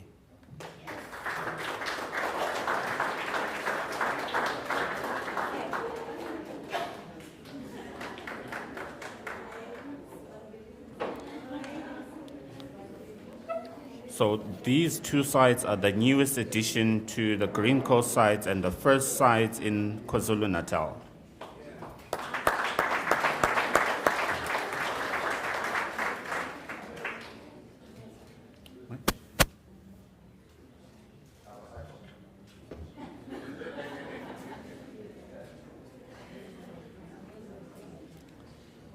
Right, I would like to call upon for Kocha municipality under Super Tubes for J Bay Super Tubes and J Bay Paradise Beach. I'd like to call upon Sonobi Lesiwela and Marco Enkerberg and Debbie Silas.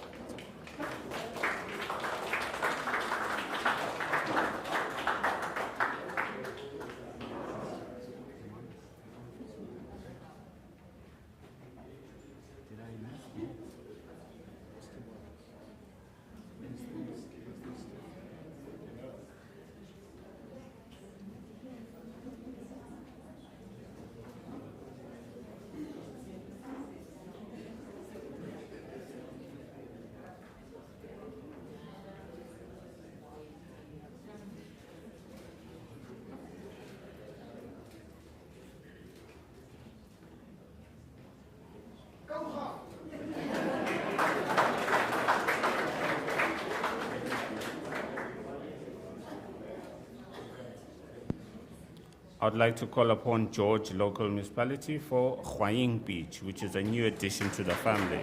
Nosdimo Vumindaba.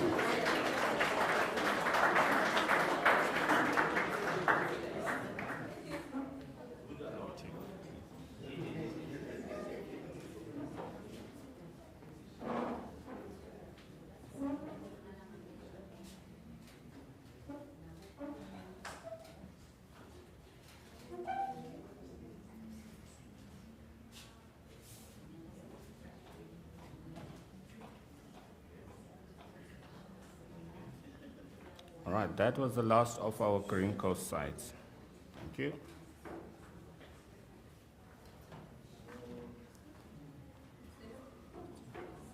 No, we've got one more.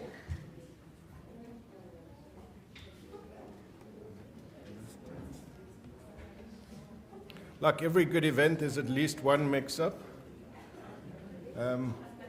I'd like to invite back into the blue flag space, Devet from Hermanus, to please come up. Where is Devet in the audience? Devet. Yay!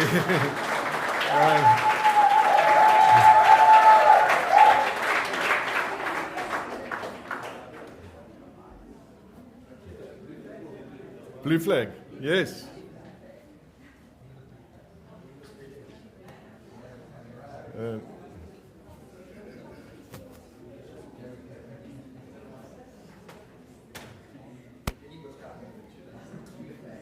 Those of you who don't know where Hermanus is, it's a little place down there in the Western Cape, easy to overlook.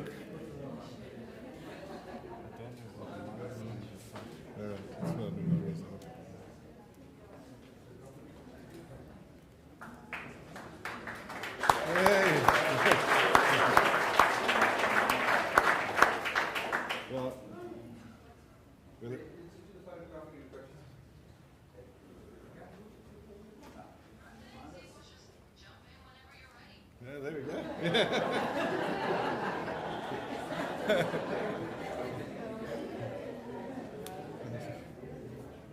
All right. You finished it? Yes. Cool. So well done to everyone there. Just to reiterate, well done to everyone, and I'll take over from you. Cool. Let's go. Thank you.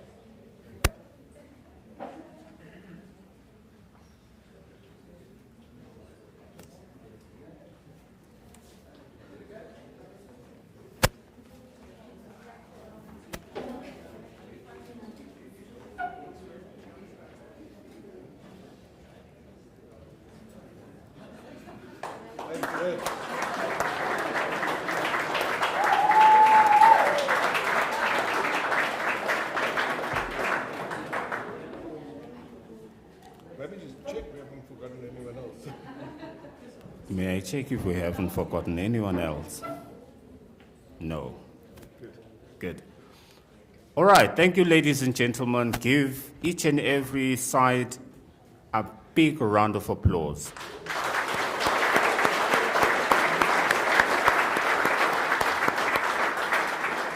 Right, and thank you for giving me your ears, and I will see you definitely during the course of the season and as well as on the next award ceremony. Take care. Thank you, Linda. Thank you, everyone. So I think, just from my side, congratulations are in order. We know that behind every flag is a set of committed managers, municipal teams, staff, colleagues, educators, lifeguards, volunteers.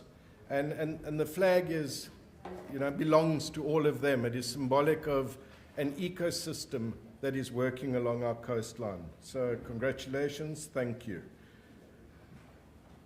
So as we near the end of today's program, I'd just like to invite our CEO, Cindy, back up to share a vote of thanks from WESSA to those of us here.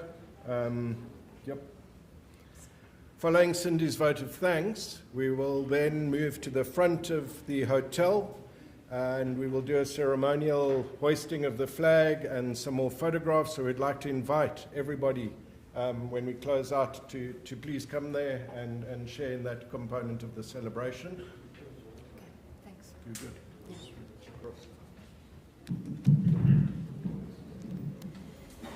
And just an apology again to our Hermanus team. Lindo's computer with his glitches. I don't normally like to leave someone out, but yeah, I'm sorry that you guys were called on last after the Green Coast certificates and awards. I would like to change things around. We normally thank the staff, all of us, at the end, but I think an event like this, with a 2-day workshop, isn't possible without a dedicated small team, Mike, Lindo, Nokwazi, and Zama, for pulling this together again every year and making sure that all of you get the support that you require throughout the year and particularly through the season. So if we can just give the WESSA Coastal team a big round of applause.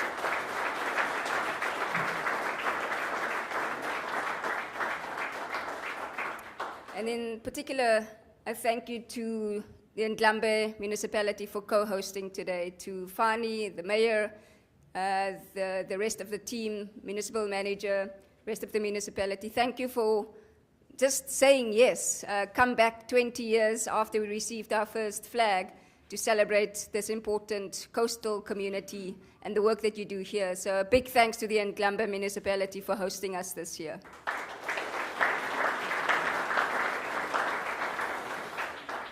To all of our speakers, Fani, Deborah, Dickie, and Ryan, thank you so much for the informative presentations. We really appreciate it and obviously look forward to continue the work with you as partners right by our side. So thanks to all of our speakers for the work and travel time that you've set up to be here with us today.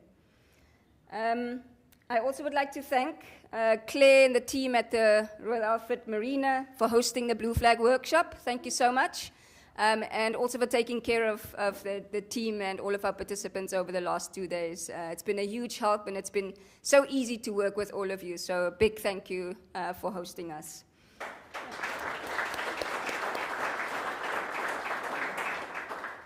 Of course, to the Royal St. Andrews Hotel for hosting the award ceremony today. A big thank you to you. And similarly, it's been a seamless working relationship with the hotel, with the marina, with the municipality. Maybe we'll come back here again next year. But thank you to all of you for your support and for just like running around with us to like make this happen. It's greatly appreciated. Thank you. And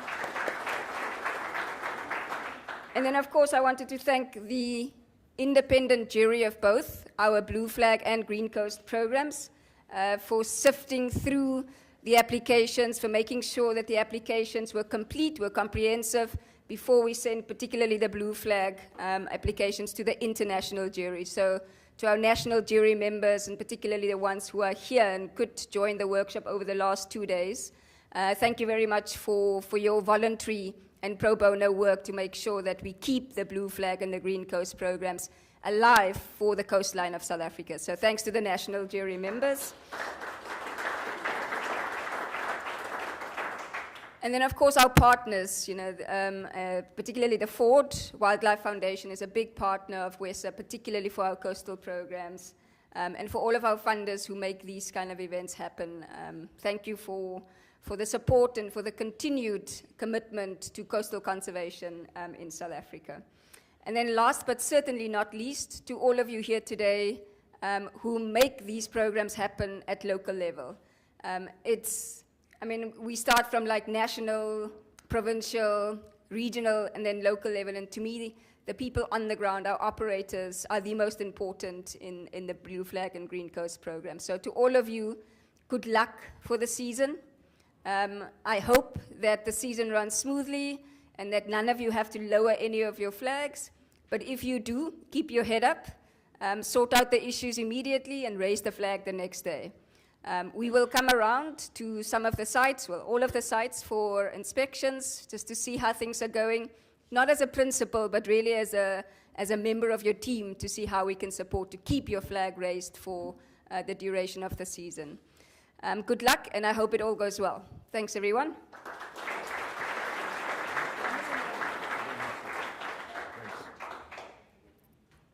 Thanks again, Cindy.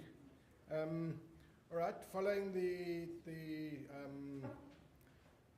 ceremonial hoisting of the flags, we also would like to invite you for a light lunch in the what do you call it, foyer outside the conference room. So we'll go out to the front of the hotel and then make our way back to the outside area here. thank you everyone for participating in the many different ways that you participate. It's hugely appreciated. Thanks.